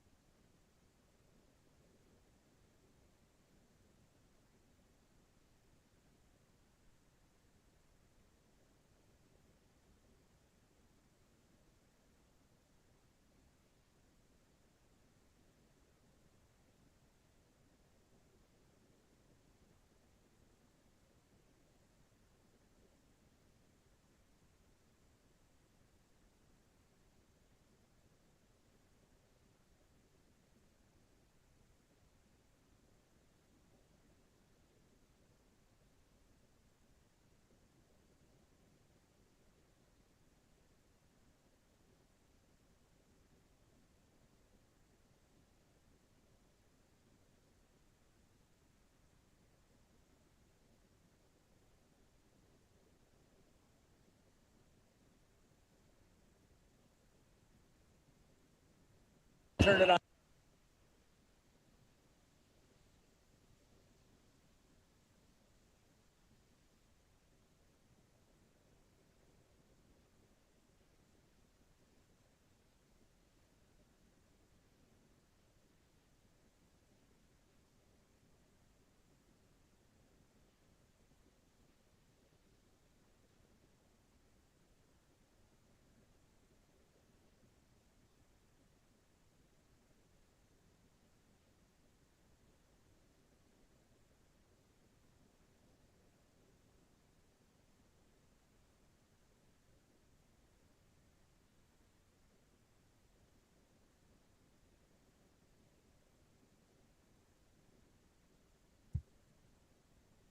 Welcome back to Franceschi Hall for game 2 of our doubleheader, our opening night for the 2025 season. As is a tradition here at the Roller Derby, I am joined by still another play-by-color broadcaster, Latino Ouija, who played for Rootforce in their 200-100 win over the NorCal Roller Derby team from Chico. Latina, congratulations on the game 1 win. Thank you so much. So tell me about it. I mean, you had a lot of first timers out there, and I thought you guys looked good. I thought the pace picked up as it went. I thought the defense, you were on defensive blocker. I thought you guys played defense all the way around the rink. Outstanding. What's the feedback you've heard so far?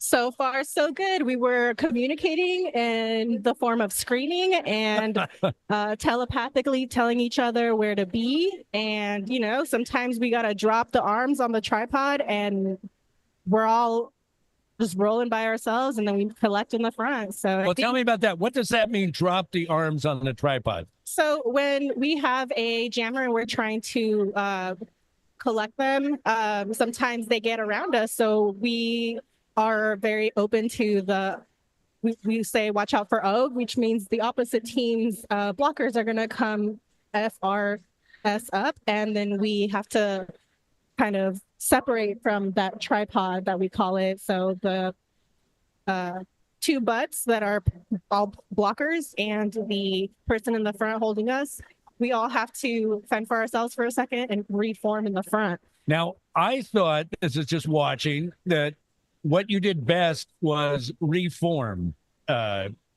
Exactly. Yeah. In the game. Yeah. So meet in the front means reform. It means that the opposite team is trying to separate us, or the jammer is trying to separate us, and then we're just going to leave them behind us. And it's a forward-moving game, so we keep moving forward. It worked, I think. All right. So a fantastic start for Rootforce. I thought the Chico team that was their first time out in years. I mean, they did well. It was a good opponent to start, but it was an outstanding result on opening night. Gosh, I am so happy that we got to play them. I'm really proud of them for bringing it back up to Humboldt, and their packs were really hard. They were also reforming and giving us a lot of work to do, but in the end, I think that we communicated far better. I like it when you said there's screaming and then there's telepathic communication. Nothing in between, though, right? I don't think so. We haven't figured it out yet. There you go. So this game is a very interesting matchup, as the way I see it. You have a team from the Bay Area, the Supernovas, that are an all-star team. They are a team of, they were originally formed by people that played in 4 different leagues around the Bay Area, and they put this team together as a travel team, and it has been wildly successful. It is a playoff team from last year, and now currently the number 11 team in the Western United States. Wow. We are very honored to host them. You are very honored to host them. Humboldt, no slouch, the 18th rated team in the Western United States. But we have seen some of these travel teams come in here before. Last year, Bakersfield came in, Cherry City came in, that pull players from different teams around their areas, large population areas, and those are very tough teams for Humboldt to play. Oh yeah, they really give us a run for our track time, and we really work to use our track time effectively. I mean, we only get to meet 3 times a week, and we have an A team, we have a travel team. I'm really happy that, you know, we're getting to host them, and we're gonna see how they play. So here they come skating around the track. One thing you notice right off the top, just the number of players, the size of the roster, meaning that the Supernovas are a deep team. Chico, I think NorCal, when we watched the first game, they didn't have as many players. And that being said, what happens when you don't have as many players is they got tired at the end. But this squad is got enough players to go ahead and have folks be rested throughout the game. Now, Humboldt, the home team, is the same thing. Their roster's large tonight as well. Yeah, but you make a great point that it is more effective for the team to be able to throw out new packs and then give everybody a second, a breather. You never know what Redwood Acres is going to feel like. Sometimes it's hot, sometimes it's cold, sometimes, you know, you never know. So, well, that's going to be key in this game. I think that when you're looking at an all-star team from a populated area, it's a tough task for Humboldt to be in the game. Want to mention it here at the top of the hour that we are indeed KZZH 96.7 Eureka Community Radio from Access Humboldt. We also want to thank underwriter, the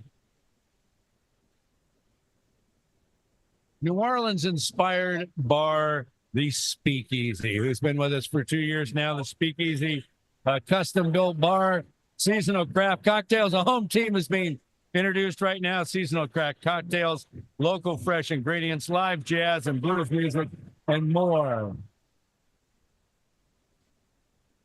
So Shredder Mercury, go ahead and announce first. Ready, Mercury. Chakra Punch. And the fans are giving a big cheer for the home team. Overkill. Cloverkill, who's a jammer and ready to go tonight. We got Carl. As is Carl Sparks, serious jammer from last year. Here's my broadcast partner from game 1, Sasha Thrash, out onto the rink. Love our president.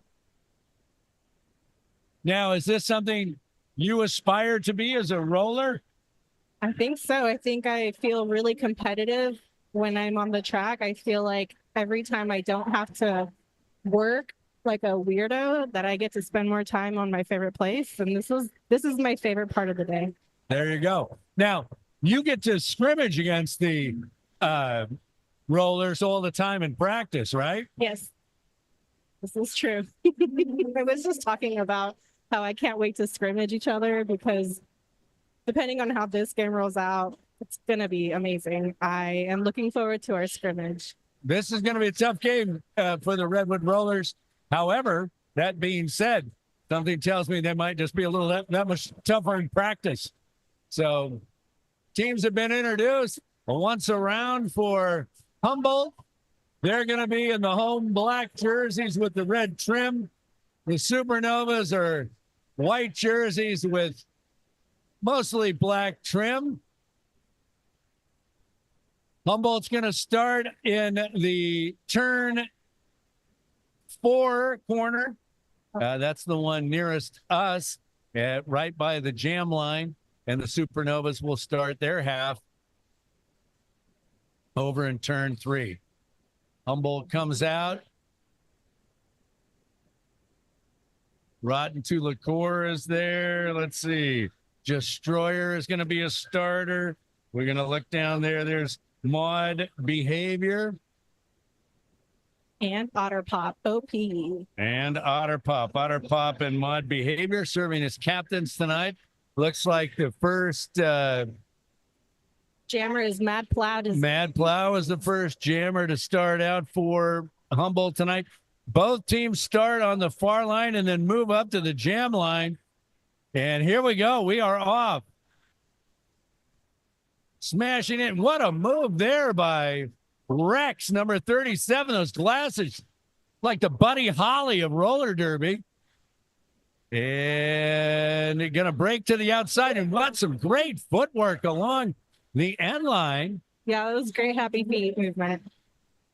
Meanwhile, Power Jam, not a Power Jam yet, but Mad Plow completely stuck and now passing the panty to Otter Pop. And Otter Pop's going to be the jammer now with a chance. Rex is going to call off the jam.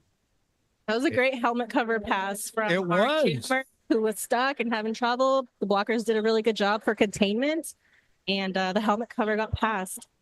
4-0 though on 8-0 on the run for the Supernovas, the Ultraviolets.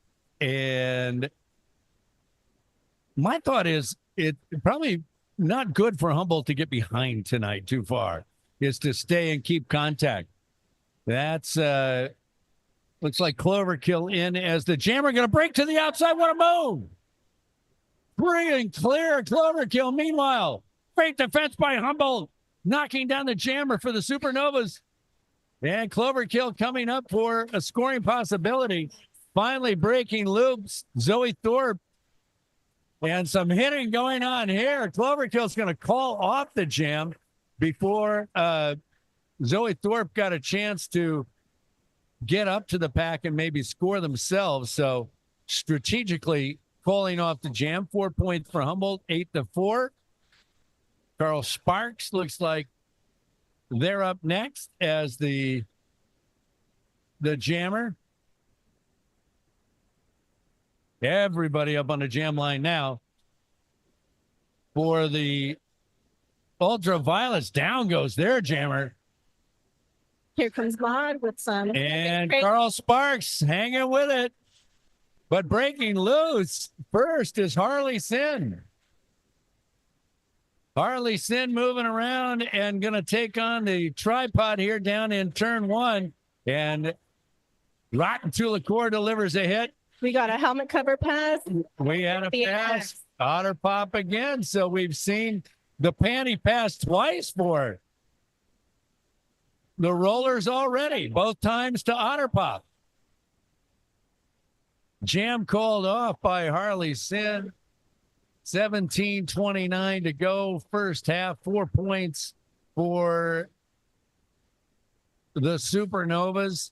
12-4. What we're looking at. Shaka Punch is going to take their first chance tonight at being the jammer.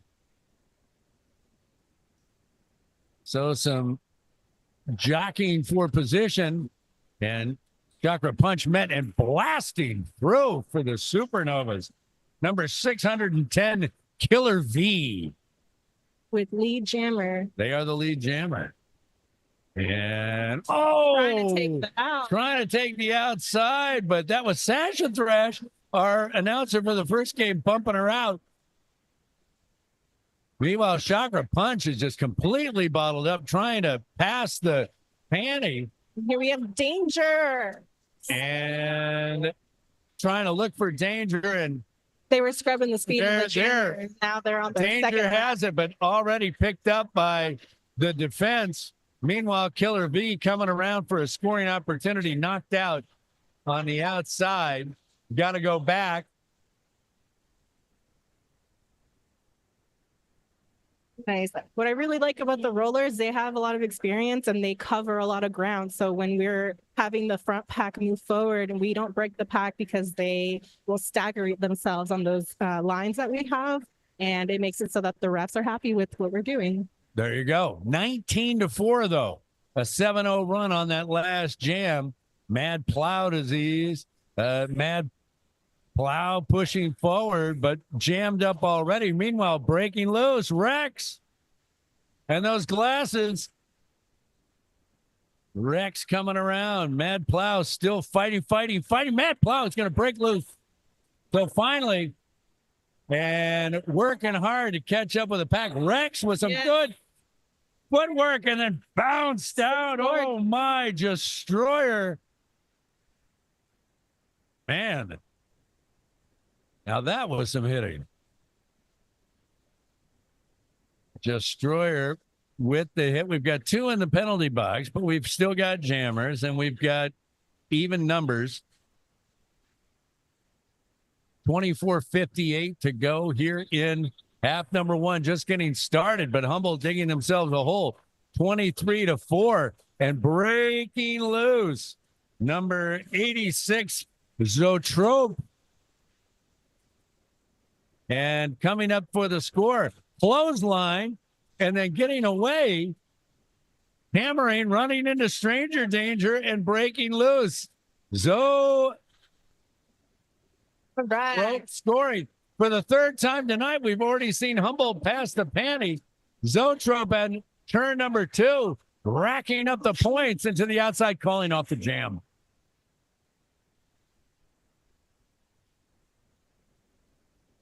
So 31-4, a nightmare start for Humboldt.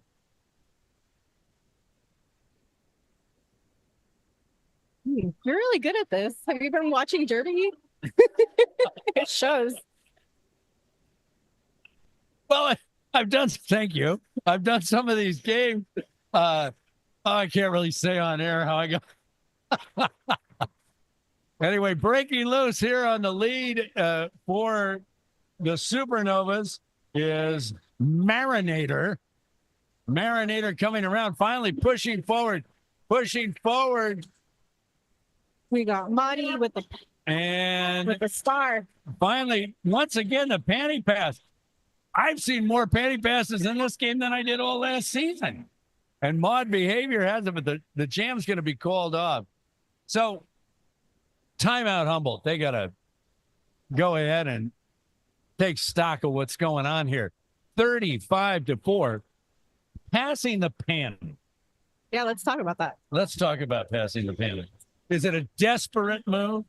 It is when you don't have lead, you're allowed to remove your helmet cover, as we've been trained to call it. I think we graduated from calling it a panty pass. Are you sure? I think That's so. what I was told last year. Oh, interesting. Yeah, I keep hearing that. I'm like, oh, that sounds like a outdated way to call it. At least when I joined HRD, we were starting to call it a helmet cover pass. I'll call it a helmet cover. I'm much better with that. That's why I asked. I'm like, you've been watching some old school Derby? That's awesome. Did you ever see that movie, Anatomy of a Murder? It's a movie from the 50s, a very deep movie. It sounds up my And alley. they ask at one point if they can use the word panty in testimony. I love that. There you go. Oh, forensics. We'll call it a helmet cover from here on out. Chakra Punch in as the jammer for Humboldt. 23-12 to go, 35-4. Things not going well for Humboldt. As breaking through for the Supernovas is number 610, their captain, Killer B. And Supernovas staying on the blockers for Humboldt. And Killer B able to blow right through, picking up points. Yep. Supernovas go from offense to defense very well along their blocking line. Outstanding. Great job up here, up front by number 13, Lil Killa. And Lil Killa clearing a pathway for V, and V is going to be scoring some more. So Killer V behind Lil Killa. And V breaks through again. Strolling for V, a 12-0 run. Meanwhile, Humboldt has passed the head cover, but just can't break loose at all. Killer V smashing in to Chakra Punch, finally calling off the jam, exhausted. And with 22:01 to go, a 16-0 run, 51-4. They look like an all-star team from a populated area. My goodness. Yeah. really shows in their footwork, the way that they reform. They're telepathic, I'll tell you that. They're telepathic. There you go. I like it. And speaking of telepathy, as if called by those wavelengths, they all get up onto the jam line, and it's a hard charge here. Rex has been knocked out, has to go back, but right back into it. Otter Pop trying to hold the line. Rotten Tulicore trying to hold the line, but Rex breaks through. And then Rotten Tulicore tripped her on the way out. No call. And breaking loose finally is Otter Pop, who had the helmet cover pass. And calling off the jam is Rex. Another scoreless jam for the Redwood Rollers, as they now trail by 51 points, 55-4. And the game is being decided on this jam line right here. It's going to be Cloverkill to get things started, but great jobs moving by the triangles of the Supernovas. Meanwhile, breaking loose is Zoe Thorpe. And Zoe Thorpe, what moves in and out, ducking, sliding, and breaking loose. Now you see her, now you don't. And here she comes up for her third time around, and she ducks under and then takes on Stranger Danger, who's no match in that confrontation. And so Trope is scoring again. This is another large scoring jam. Oh, trying to sneak around the tripod. Just outstanding. Zoetrope to the inside, taking on it. Stranger Danger with a hit. Stranger Danger with another hit. But Zoetrope hanging in there. Already 8-0 on the jam. Cloverkill finally passing. Hey, there's some points. Hallelujah for the home team. It's an 8-4 jam. No, make that 12-4 as the points pack up. 67-8 with 19-10 to go.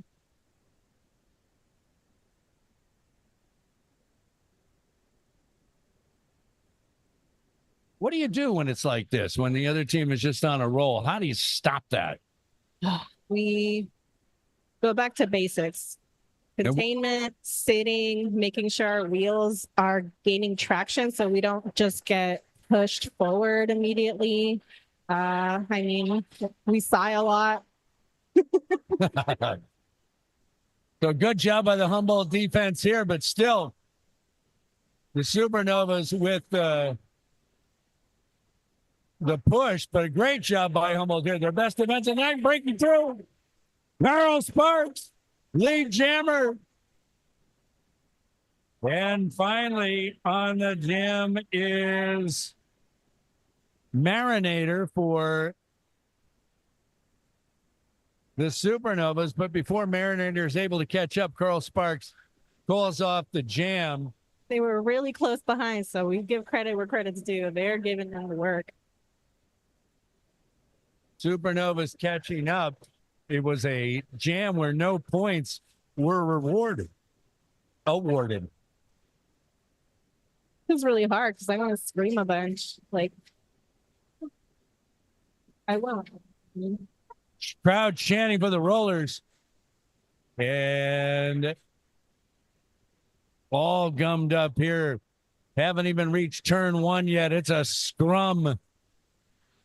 So we practice this when we hang out. We call it cluster fudge. And there we go, and breaking loose. Cherry Bomber, who had the great gameplay for the Roots. Lead jammer here. She likes to take them on. This should be some collision, and oh my. Calling off the jam, Silly Goose with a hip check, knocking her to the inside. Getting a 1 point for the Roller. That was a hard-earned point. Yep, getting a point, calling it off. Oh my. Hip check to the floor. 67-9. Cherry is amazing. I can't believe they're playing a second game. I can believe they're playing a second game. They're a heavy hitter. Very heavy hitter. Very heavy hitter. Chakra Punch is the jammer for Humboldt, getting knocked out, coming back in, but facing a very stern test in that Supernova line. Meanwhile, it's Killer V breaking loose. Killer V breaking loose. Punch looking to pass the head cover, and Killer V is going to go through and score points while that's happening. So here's the defense. Killer V running into the tripod for Humboldt. And we have the jam called off. 4-0 run there for the team from the Bay Area. 71-9.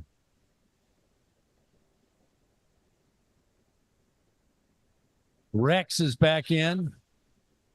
Easily distinguished by those white Buddy Holly type glasses. Meanwhile, Mad Plow is driven out by Prince Sparkle Fists. Rex is broken through and is the lead jammer and is very deceptive. Kind of a slow than fast move that Rex has. Kind of like a change up all the time going around.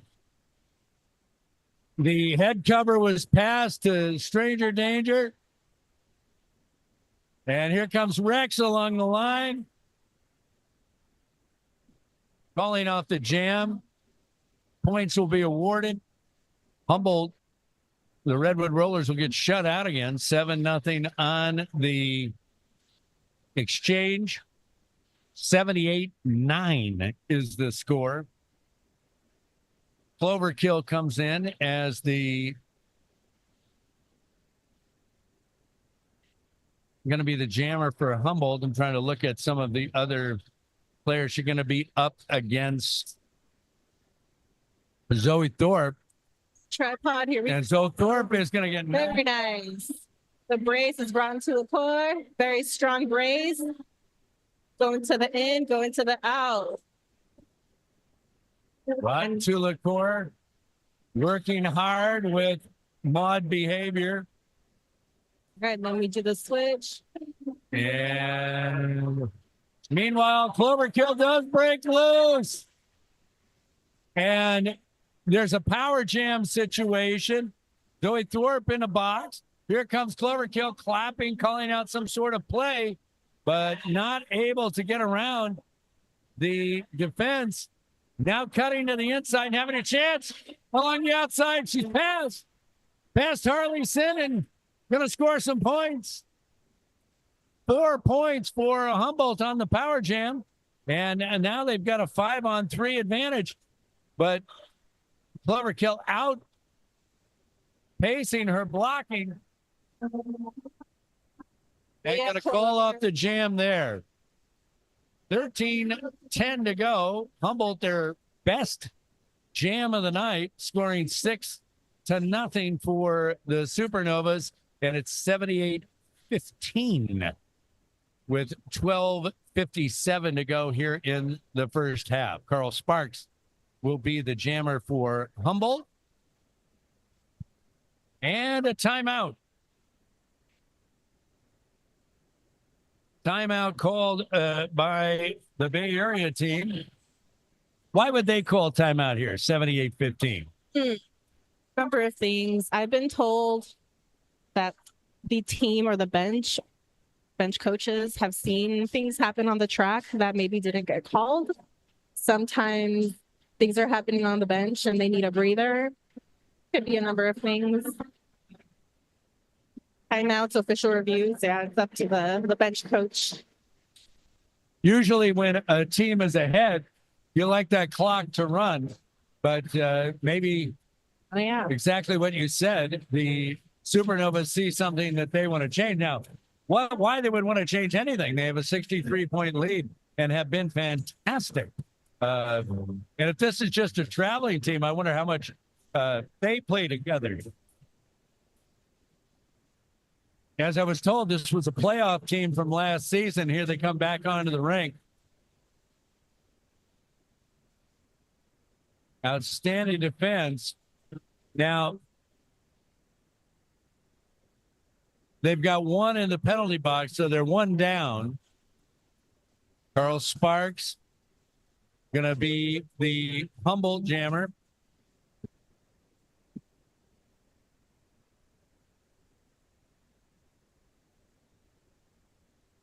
Looks like Marinator is the jammer for the Supernovas. They're doing a great job tiptoeing along the line. My goodness.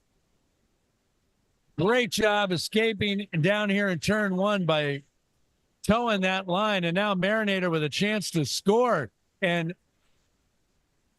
doing a great job cutting inside the blockers for Humboldt and then calling the jam off. A 4-0 run, at least at this point, 4-1, making it 82-16. What happens is the score keeps updating as we go, as the referees, both the inside pack refs, go ahead and the jam refs, and they award points for players that were passed. So here we go again. Chakra Punch had a tough night, a great jammer in their own right, and yet they've had a very difficult time getting through tonight. And Killer V, I'll tell you what, Killer V has broken loose a lot and kind of lulls you to sleep. Nothing fancy about their game as they get through. Great block there by Lil Killa, kind of sneaking around. Lil Killa delivering a blow to Chakra Punch. 1, 2, but Chakra Punch keeps coming at him. Chakra Punch exhausted. What a defense by the Supernovas. And the same for Humboldt. They've stopped Killer V in the tracks. Both of these teams, they're plugging away, but there's nothing to be gained. Not an inch. Nothing. Chakra Punch finally knocked out. Now Killer V, Little Killer goes back on offense, delivers a block and springs Killer V. Killer V on the loose and scoring points for Here we go, Chakra. Supernovas. Once again, Killer V to the inside.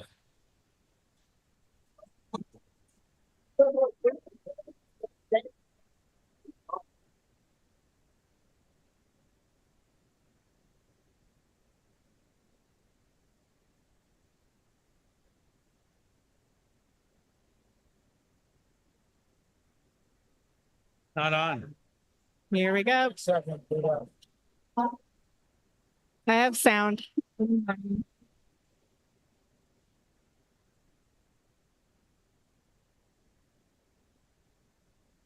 Back here at Franceschi Hall. It's 98-16. Want to thank the underwriters here at the bottom of the hour. Rennie Public Law Group, providing legal services to public agencies throughout California, practicing public law in the public interest. And A to Z Eye Care, dedicated to providing the community with quality vision care through education, technology, and excellent service. Rex is going to break loose for Noise. the Supernovas. Rex has been outstanding all night. Meanwhile, the helmet cover was passed, and Stranger Danger is on the run, trying to score some points, trying anything. And time ticking down in a half that Humboldt needs to, the Redwood Rollers need to go and regroup, down 104-16. Just one tough defensive lineup that these CDG Supernovas throw out there. Here comes Cloverkill taking on right away that tripod of the Supernovas while breaking loose on the outside, Zoetrope. And Zoetrope has had a good night. Scoring points. Oh, the old apex jump to the inside and still rolling across. Zoetrope, impressive. Ducking and sliding. Wow, what a move. Holy cow. I can't believe it. Man, there wasn't much room to fake out and go along that line, but Zoetrope able to do it. Likes that move going right and then going left. Very effective avoiding those collisions. And Zoetrope still rolling for the Ultraviolets. Boy, have you seen a player that moves as well as they do? I have. My mic is off.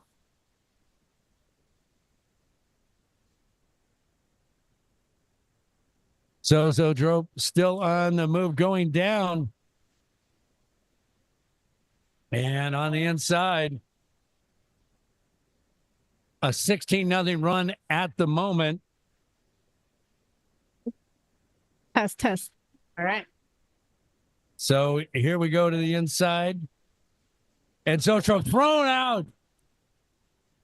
That was mod behavior. Enough was enough, I guess. 6:40 to go in a half. 120 to 16. Make it 122-16 as an 18-0 run by Zoetrope. Have you seen somebody that has the moves that they have? Zoetrope is really great at doing some lateral movement, and we call it dancing when the jammer is moving laterally from lane 1 to 4 to try to either, split us up and move us forward, and then they find their lane and they just zip out of there. They're doing a really awesome job. Dancing, I like it. So. Good job, HRD. Let's go, Rollers. 6:24 to go in the half, 122-16. The very thing that could not happen to the Redwood Rollers, which was to get behind big to a team of the quality of the CDG Supernovas, has happened. They've got behind, and a very tough team to try to go ahead and to catch up against.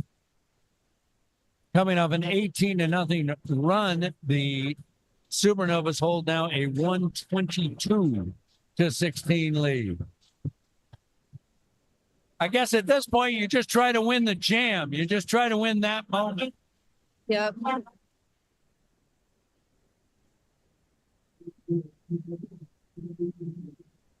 Fans here.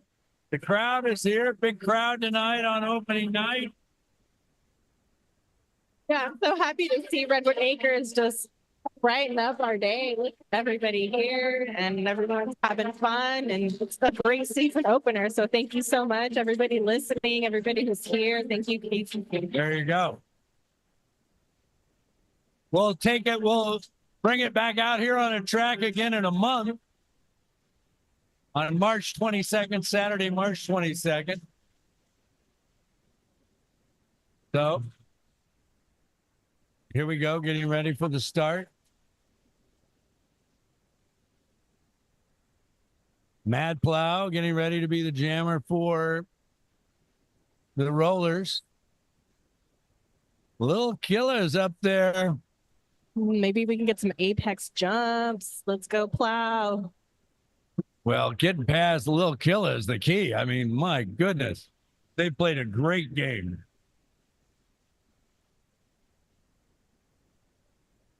So here we go. And inside, outside, wow, moving around. Marinator. I'll tell you, the shake and bake and the fakes for the Bay Area team is unbelievable. Good hit there by Sassafras, but breaking loose was Marinator.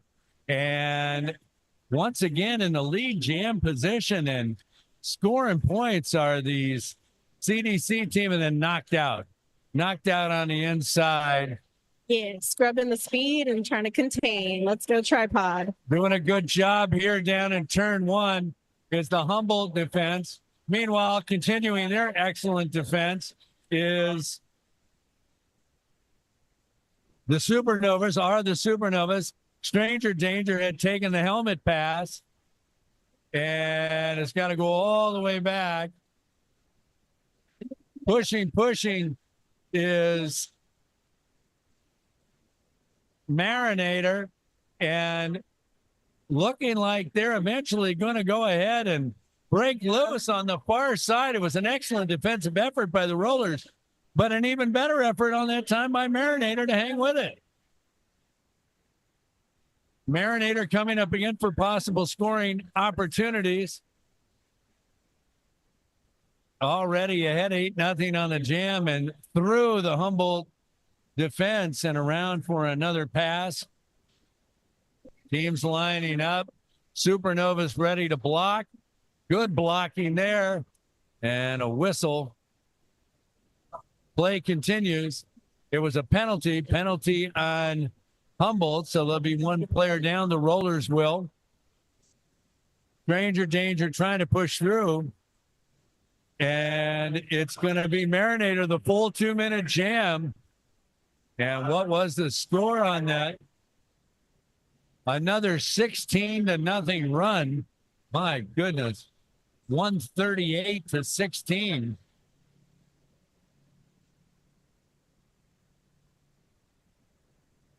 We have a whole nother half. Still too early to tell.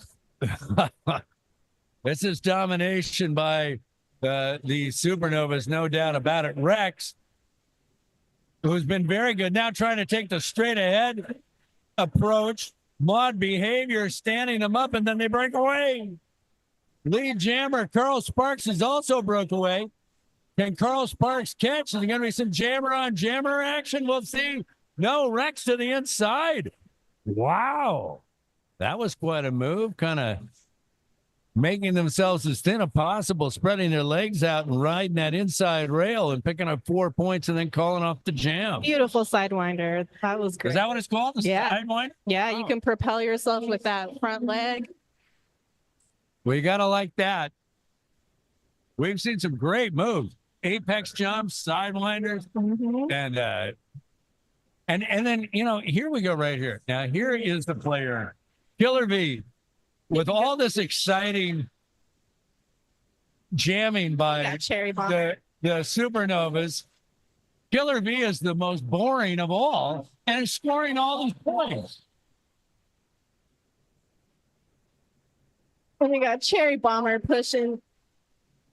Cherry Bomber doing what Cherry Bomber does best. But meanwhile, ho hum, there's Killer V racking up the points. Wow, Killer V. Killer V is without question the most effective, boring, put him to sleep player I've ever seen. Unbelievable. Putting in lots of points, but doing some beautiful crossovers with her skates.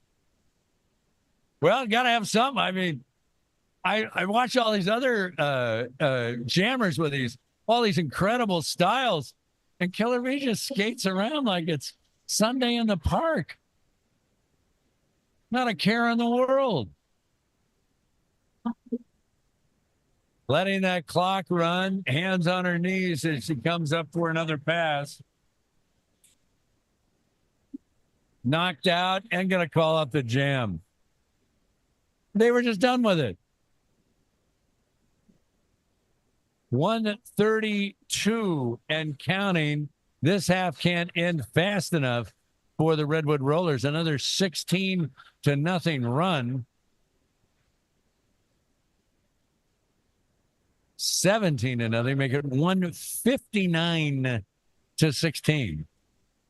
Chakra Punch is one of the most terrific jammers out there that we see here at Franceschi Hall, and they've been completely bottled up the whole night. 109 and a timeout.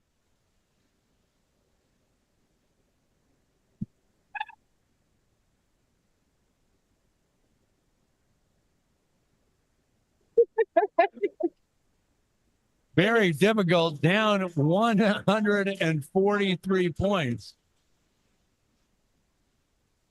Getting winkies and kissy faces from the rollers over there, making sure I say amazing things about their pack work.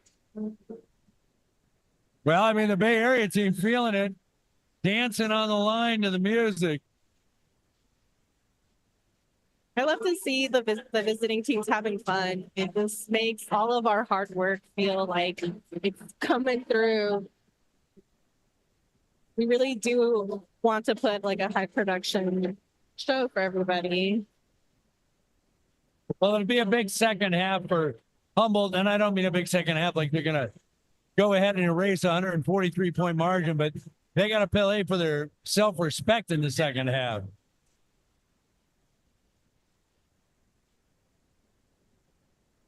$109 to go.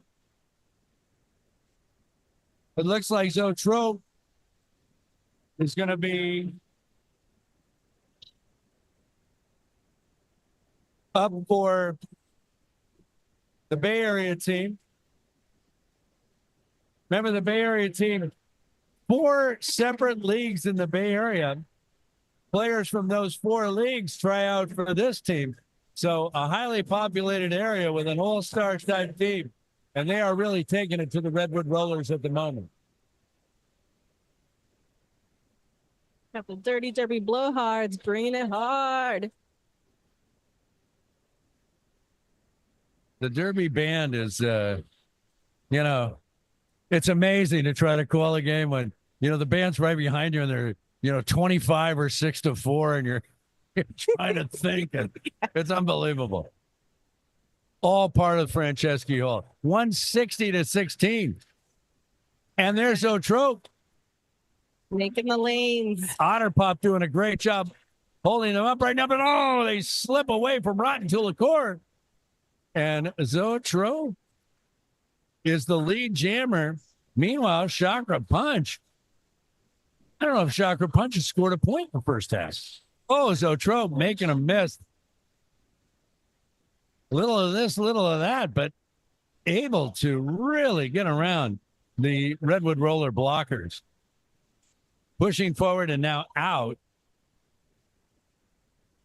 The Humboldt tripod's got Zoetrope worked right there. Good play by Sasha Thrash to delay her a bit, but now loose and scoring points.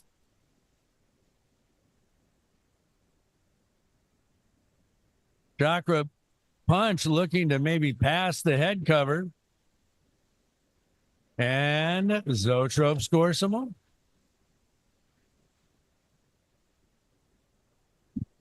The half is going to end when this jam ends, but Zoetrope's going to try to score some more and is doing just that.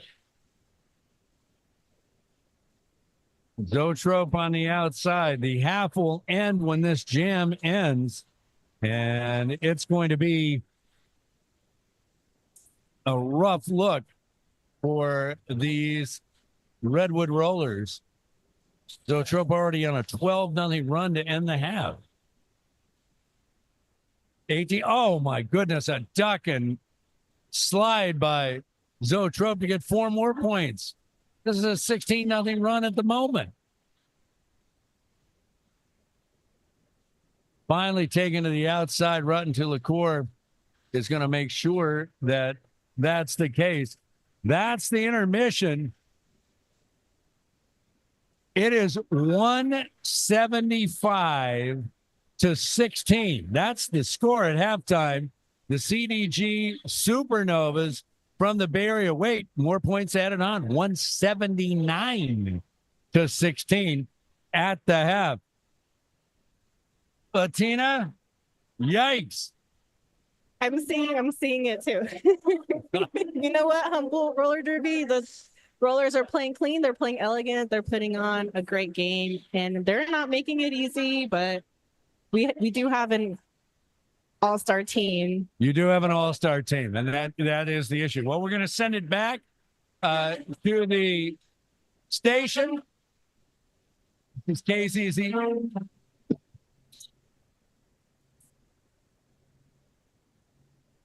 KCCH 96.7. I'm Paul Versu. The score at half. Supernovas 179, Redwood Rollers 16.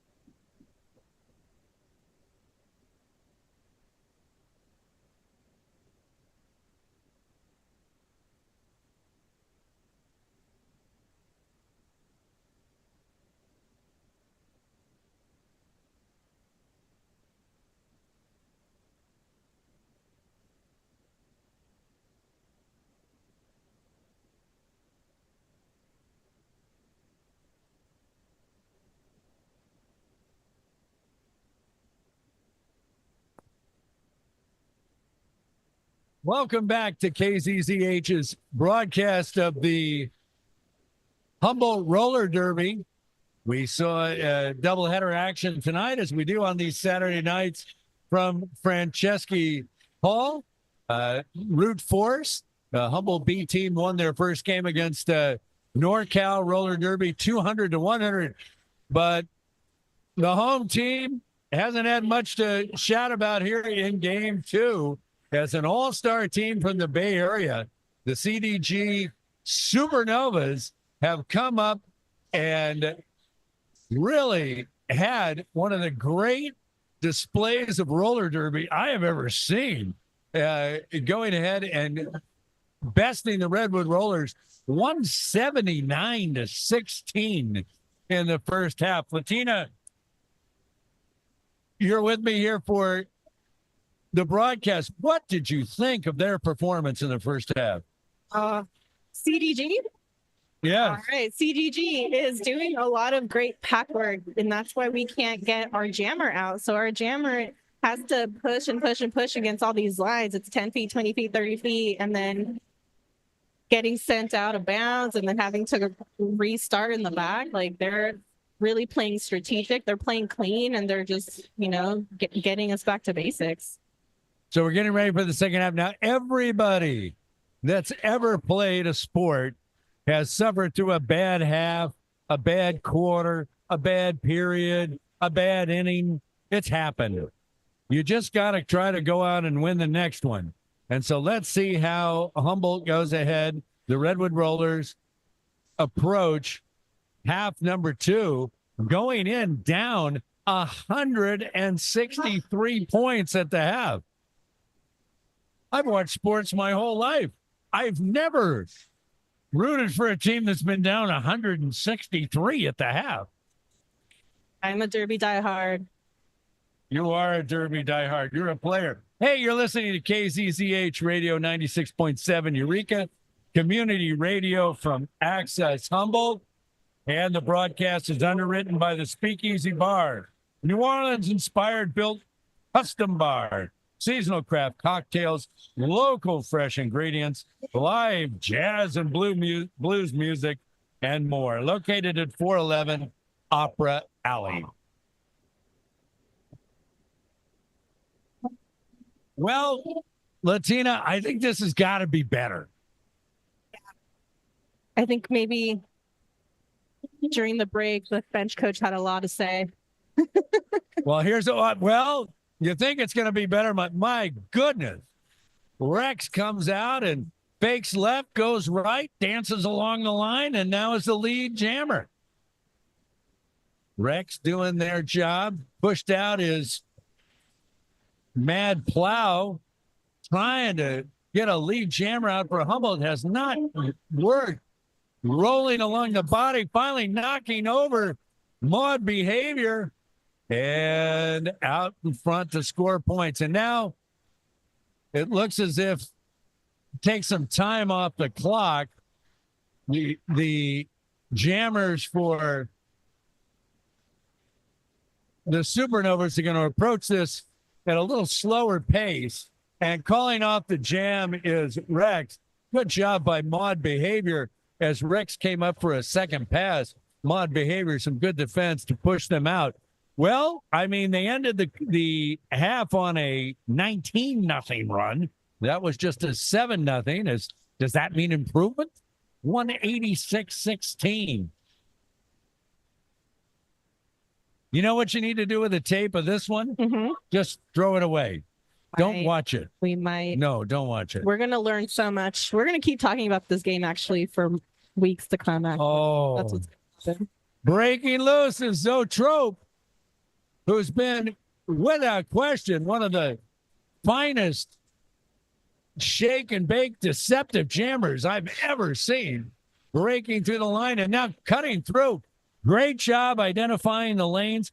Great job seeing the holes. Great job accelerating through those holes and coming around again for a scoring possibility. And right into the Humboldt defense. Defense doing a good job. And now Stranger Danger with a hip pushes Zoetrope out.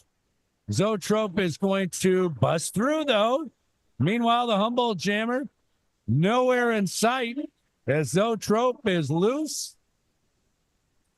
Finally, Cloverkill stood up there by the secret cervix. Holy cow. And here comes Zoetrope around again.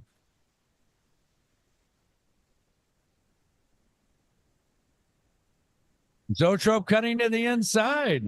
This jam is going on, and Zoetrope is on a 16-0 run. 19-0, 7-0, 16-0. This Bay Area team, oh, now you see her, now you don't. A duck move and along the line. And I mean, if you're on the Redwood Rollers, you're looking for her, but can't see her, can't find her. 206-16, a 20-0 run, which makes 46-0 in the last three jams.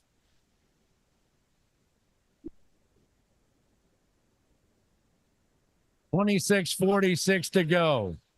We love to see some great roller derby. We do love to see great roller derby. This is a Marinator. Marinator slipping away. I am so impressed with the Supernova jammers. My goodness. They've got moves. They've got power. They like the hip check, too. Look at that. Hip check sent the defense to the right and scurried around the left. Meanwhile, Rotten to the Core has the helmet cover and looks to be scoring some points. Marinator still on the loose. Rotten to the Core has to go back after getting knocked out. And it's going to get knocked out again by one of the Supernova players. Yep, now we have a full tripod. Somebody got out of the box. Full and now we've tripod happening. That was Tifa Knoxhard wearing number 9,999. We got Shreddy making a lane for Tula, and Tula's going to get out, maybe. Supernovas are doing a great job making a wall. Meanwhile, Marinator coming around for another pass. 218-20. Marinator being held up well by Otterpop. But getting away. I'll tell you, the Rollers try to knock the Supernovas out along the outside line, but the Supernovas have been unbelievable at staying in. They can really walk that line.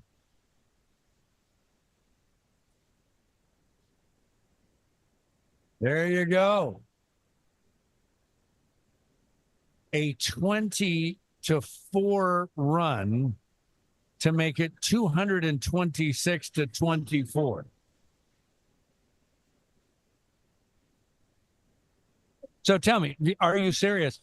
You'll talk about this game for a long time? We will. Yeah, I think we're gaining a lot of experience. And I think that as a team, that's more valuable than winning one game. I think that the coaches are amazing this season. They're really great at, for our B team, they're really great at breaking things down for us. We all look up to the Rollers. So I think they're going to be watching the tape, and you got to watch the footage to get better. We want to watch good derby to get better. And the Bay Area is bringing it. They are bringing it. Here is that lull him to sleep superstar, Killer V for the Supernovas, all night long. Just forward progress, just scoring points. That's what they're about.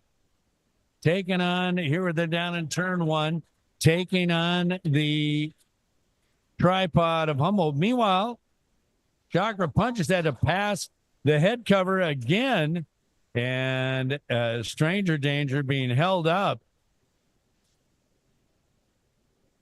Killer V, great along that outside line. Look at that skate work. And calls off the jam. Enough of that. Another heavy hitter, Stranger Danger, really pushing that pack, really getting them tired. You know, when you're ahead by over 200 points, you can say, I've had enough.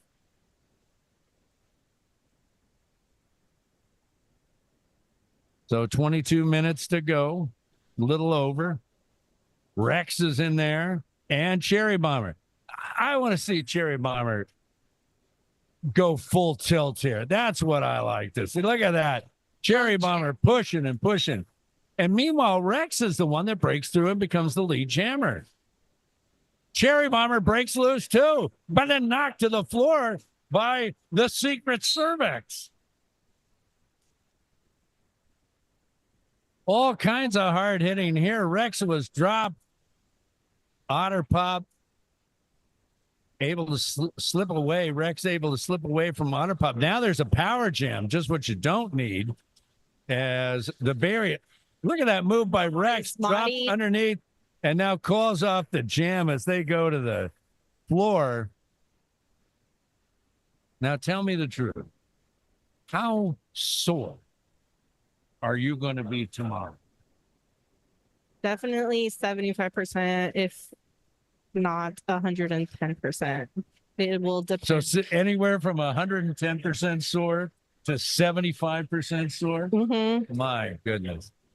241 to 24. I mean, when you had your first bout and you woke up the next morning, what did you think? Did I make a mistake? Sometimes I say that. Sometimes I'm like, you guys, we do this for fun with that tone. Like, I think it's brilliant. It's one of my favorite countercultures. There's so many fun traditions in roller derby. And, you know, Humboldt County is not Humboldt County without roller derby, to me. Well, you know, I've lived here for almost 50 years. And I lived here when it didn't exist. But I do think it's one of the coolest additions that occurred. So, yay! Now, if you're the hometown band, do you play So Glad You Made It? The team comes up and is spanking you by over 200. Do you play that? I don't play that. I keep that one for, later in the year. We do love the Supernovas. Gosh, you know, Have you played the Supernovas before? I think so, yes. Yeah, I was in a lot of the Roots meetings, but not many of the roller meetings. But we've had secret cervix here before. That name rings a bell. Supernovas on a power jam, and I'll tell you, as well as they play defense, their offensive blocking is great. When I was a kid, I used to watch SC on TV. It's like student body right. Nice. Look at that. And it helps when you have somebody like Zotrobe, who is a tremendous jammer, speed, agility, moves, got it all. And you know, the other thing is, with the Supernovas, their jammer passed, and they're just looking for somebody to hit. I mean, wow. I'm taking notes. Yeah, take those notes. You know? Just hit somebody. Jamming's so much fun. Jamming is fun? I think so. What's more fun, jamming or the defensive side or the offensive blocking? The blocker for the defense, the blocker for the offense. They're both equally fun. Gosh, jamming's just really, really fun because you get to try new things with those blockers. You can come in hot. You can move laterally. You can juke. Well, Zotrobe's going to call off the run 28-0 on that run. And she came in hot. She juked. What else did she do? Laterally. Left. Dancing left and right. Apex jump. What are the other ones? Unbelievable. Give me some vocabulary. They're doing it all. 269-24.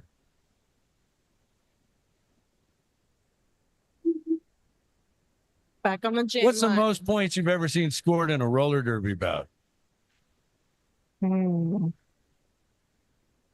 think 30 something. It was like a arch rival world champs game. Wow. Yeah. Now, low down dirty shame throws a block and springs Marinator. Meanwhile, Humboldt just couldn't get loose. Oh, nice hit there by Destroyer, who's had a couple of big ones tonight, but still, Marinator keeps moving as it's hard for Humboldt. He just needs to Skating forward, skating backwards, skating along the line. Unbelievable. Mad Plow finally loose and trying to score some points. Apex jump. Wow.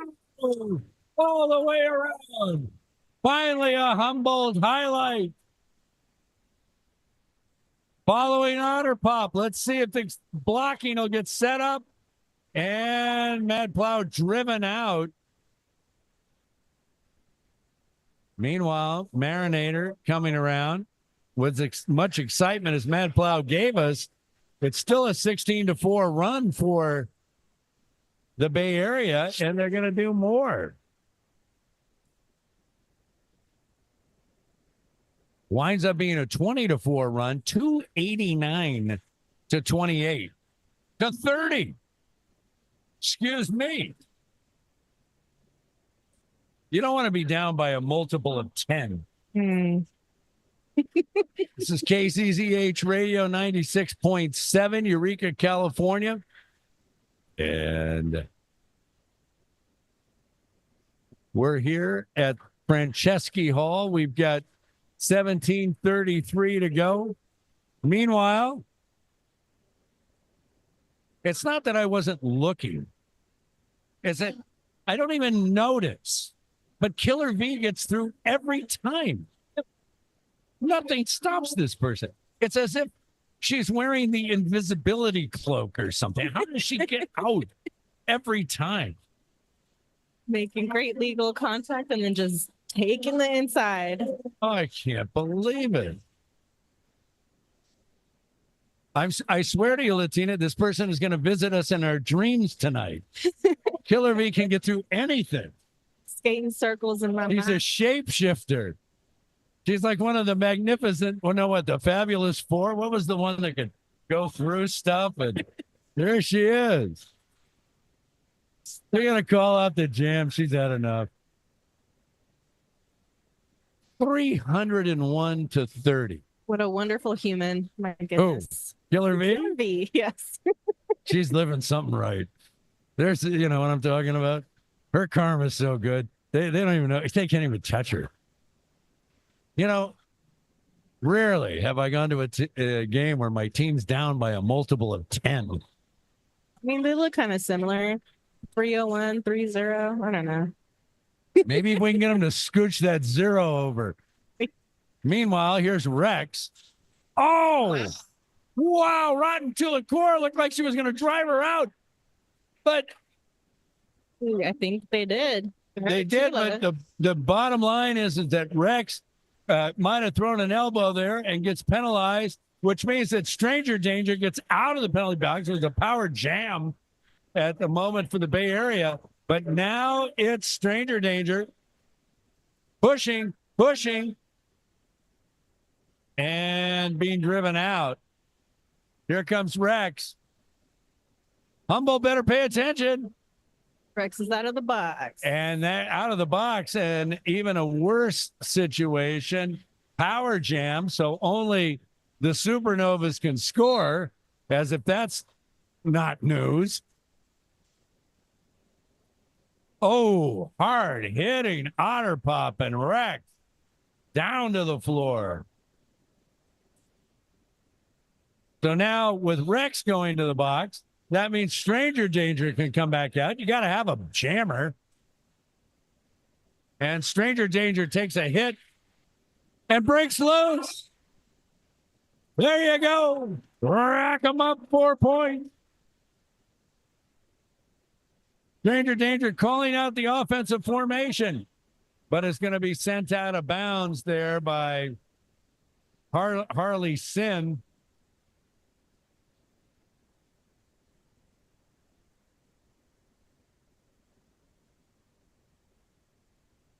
Rex heading around again for another pass at the Humboldt defense. Weaving their way through and breaking loose.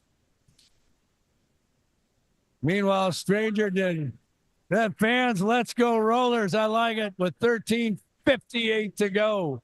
And the score 309 to 34. Don't touch that radio dial. That's a correct score.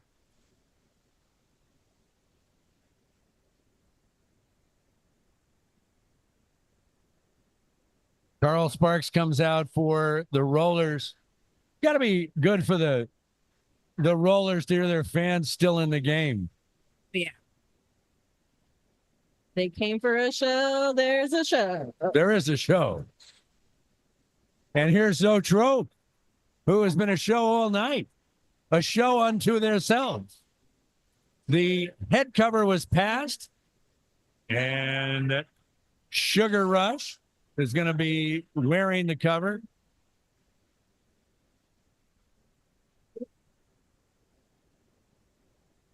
And Zotrope, who took a hard spill there. Oh, game number 2 for Sugar Rush. Wow. Sugar Rush and Cherry Bomber, the two that are playing 2 games tonight. Thank you for your service, man. That's double duty. Completely 2 different experiences because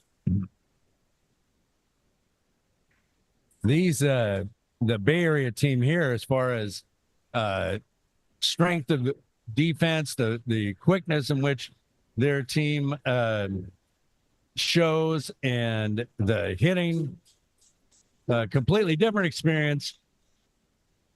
No disrespect to the NorCal team, but there's a reason why this team is the 11th ranked team in the Western United States. Yeah. Really talented. They're fast. They're strong. All we can do now is take notes, and they're all my heroes. So Rotten Chulicor give a hug to Destroyer, like, wow, not our night.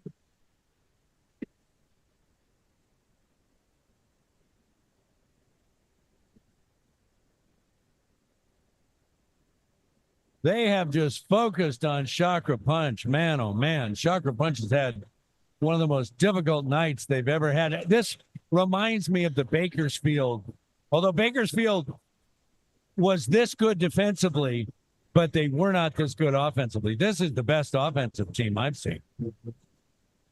And defense. But Chakra not slowing down.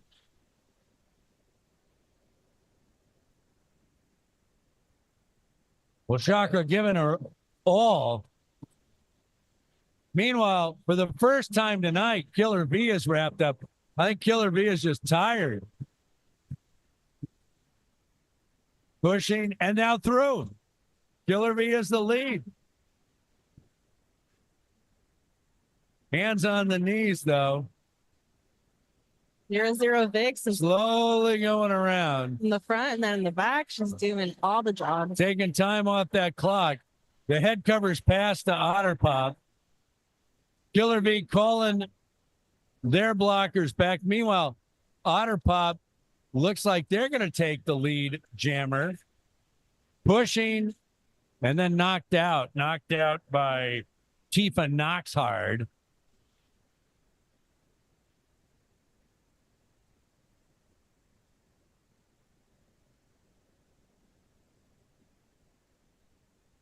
Killer V, where did they come from? They just materialized, and they're in the league.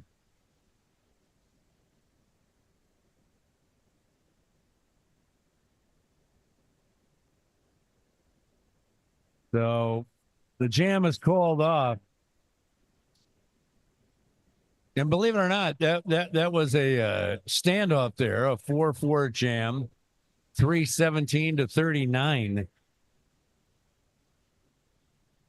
What's the lowest number you've ever seen scored? I have no idea. Doesn't happen here. Don't you pay attention? It doesn't happen here. You're the pro. You're the color broadcaster.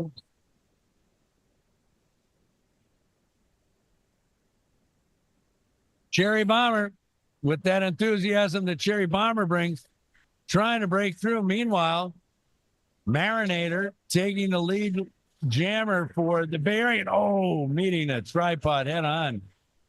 Both players engaged right now.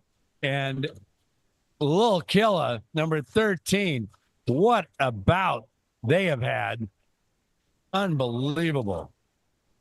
So much strength on the track. So right now. much strength on the track. And players down on the track. I'll tell you what, it's rough. Down goes Cherry Bomber. We're not used to seeing that. Meanwhile, Marinator blasting through. Cherry Bomber trying to pass the head cover, but knocked down by Lil Killa. And Marinator up front again, pushing and through. 9 minutes to go. Marinator up for another scoring pass. Met head on by Peaches and Scream. Cherry Bomber In held recycle. up. While all the time coming up and knocked out, but coming up for another scoring pass. Cherry gets out, and now finally Marinator held up at least for a little bit, and now broke loose again. That's the end of that jam. Let's see, the points are awarded 20-0, 337-39. So impressive. They're so fast. They reform. They talk to each other. They're doing all the things right. And all I can do is learn at this point. Now, have you ever gone down on a trip to the Bay Area leagues? Say that again? Have you? Oh, do you mean have I traveled down for games in the Bay Area? No, I am not yet a roller.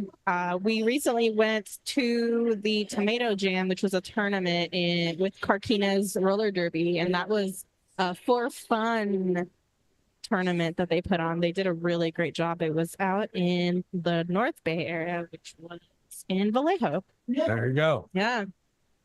So yes, Vallejo's Bay Area. They do what? Vallejo counts as the Bay Area, so yes. Yeah, absolutely.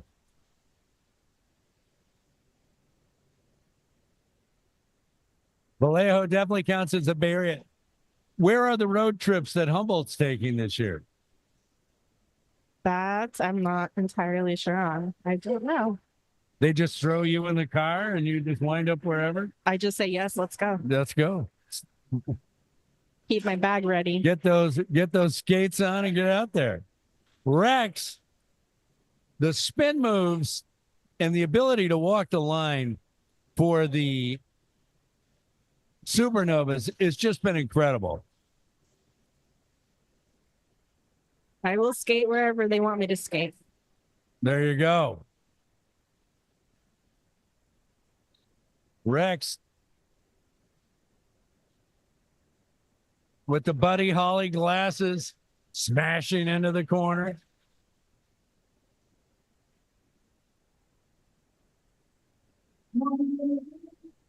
And there goes Rex again, breaking loose. Meanwhile, Humboldt has transferred the helmet cover, and Mod Behavior is stacked up. And now Chakra Punch doing just that, aptly named, trying to stop Rex. There's a lot of frustration. What a night. Beautiful. Sweeping Rex to the out and recycling them. They got to re-enter the track now. There you go. Rex calling offer blocker and engaged in a tripod short of turn 2. Meanwhile, Mod Behaviors made no headway since we last saw her. Rex is going out. It's a power jam for Humboldt. No, I'm mistaken. Rex just had to go back behind the defenders. I thought she was headed for the penalty box, but now engaged in turn number 2 and finally lose. And as always in this ball game, it's the Supernovas that get loose, or in this bout. Bout game. I guess, ball game. It's the same. Yeah, it's just what it is. Where's the ball? Exactly. No, that's what we're missing. It's somewhere in there. Wow. 6:01. And it cannot go fast enough.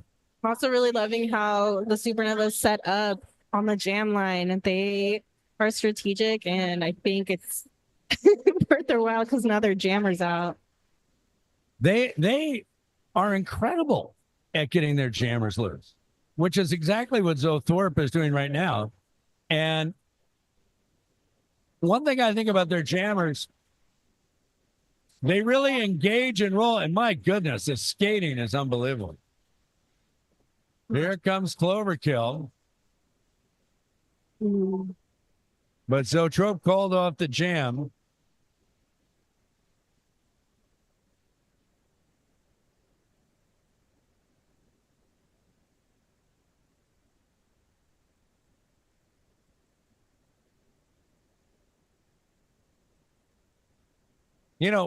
Another mark of a great team, they just don't let up. No. I think they're having great fun right now. Look at that. Yeah.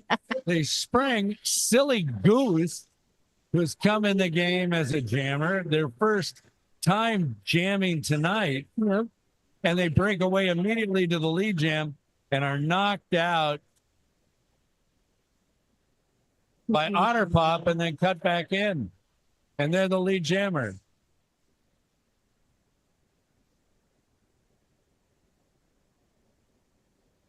Silly Goose pushing forward here in turn 1. It's Carl Sparks for Humboldt, but that defensive line that includes Lil Killa, that one's just their toughest line that they have. Yeah, Carl, the more that they can push that group of blockers out, the more that they'll just let them go. And they're out. And look at it, Latina, when you see it, they're looking to hit somebody. Oh, yeah. I love the hitting. Here comes Carl Sparks around. Down in turn 2, Harley Sin knocks them out. Silly Goose, still the lead jammer. Got a couple of Supernovas in the box. Finally, Lil Killa goes to the box.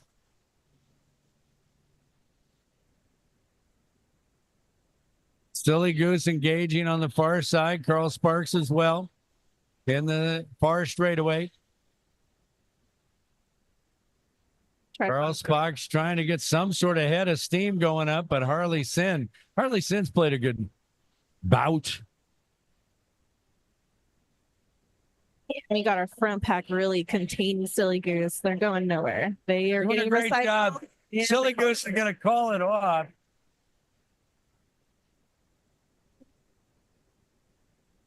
That was an 18-7 run. 7 points, about as much as Humboldt has scored on the evening. 371-45. Looking good out there, everybody.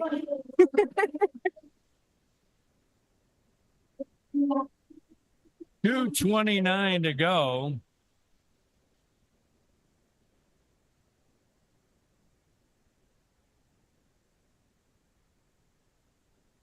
Want to thank Rennie Public Law Group, providing legal services and public agencies throughout California, practicing public law in the public interest. And then A to Z Eye Care, dedicated to providing the community with quality vision and care through education, technology, and excellent service. 2 of our underwriters. Thank you.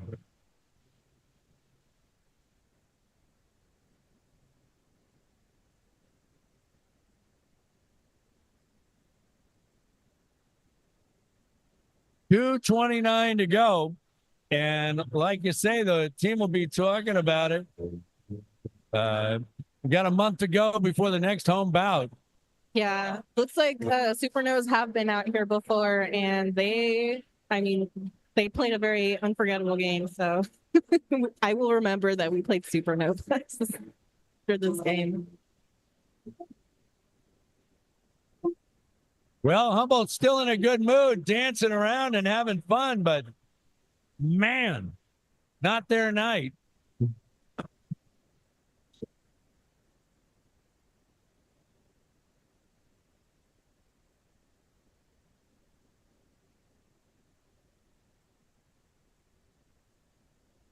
Chakra Punch, who's been darn near shut out the whole night, and Chakra Punch, one of the great performers for the Redwood Rollers, having a very tough night. They didn't blow the whistle yet, and they were just jam happy. Well, maybe that's a good way to get a jump on these Supernovas, is go before the whistle. We'll show you. We'll get out in front.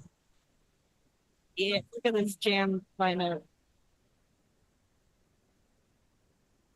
Oh, great job by Freddie Mercury, pushing a player out of the way.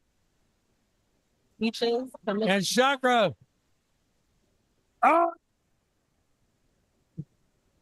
Punch him in the into the second turn. Chakra Punch has had enough. Tonight has been so difficult. Now score some points. There's one. There's some enthusiasm. Right here at the end of the game. Chakra Punch being ridden out there in turn 2, and now totally blocked and knocking down Shreddy Mercury was Silly Goose back in there as a jammer for the Supernovas. My goodness.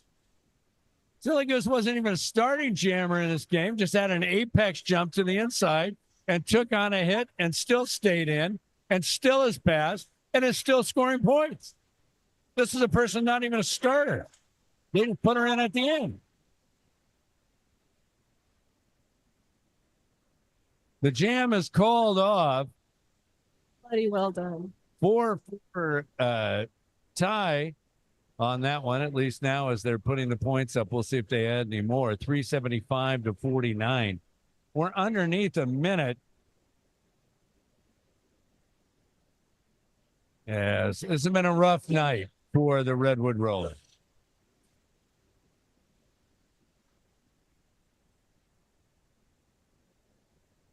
Well, this is how good the 11th ranked team in the Western United States, or the Western United States, they are fantastic. The Supernovas have been great all night and breaking loose as players go flying, but out of there is Marinator spinning around, taking on the Humboldt defense once again and breaking loose, calling off the jam. And scoring 4 points, 379, 49. It looks like 3 seconds left on the clock. Now they're going to move it back to 11 seconds. There was a timeout.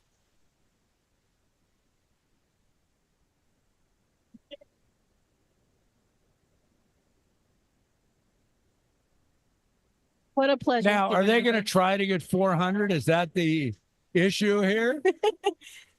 Good whole number. They've got Rex out there. Rex number 37 with a Buddy Holly glasses. 400 points. That'll be the day, right? Here we go. All right, more high fives.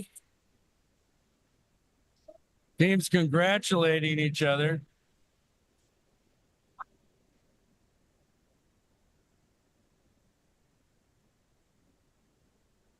I mean, Little Killer, I think, you know, maybe the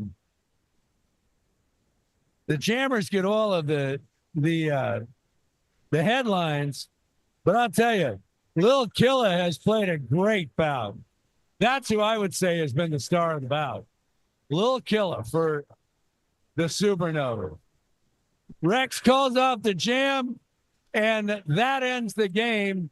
The final score, 379 to 49, a 330-point victory for the Supernova.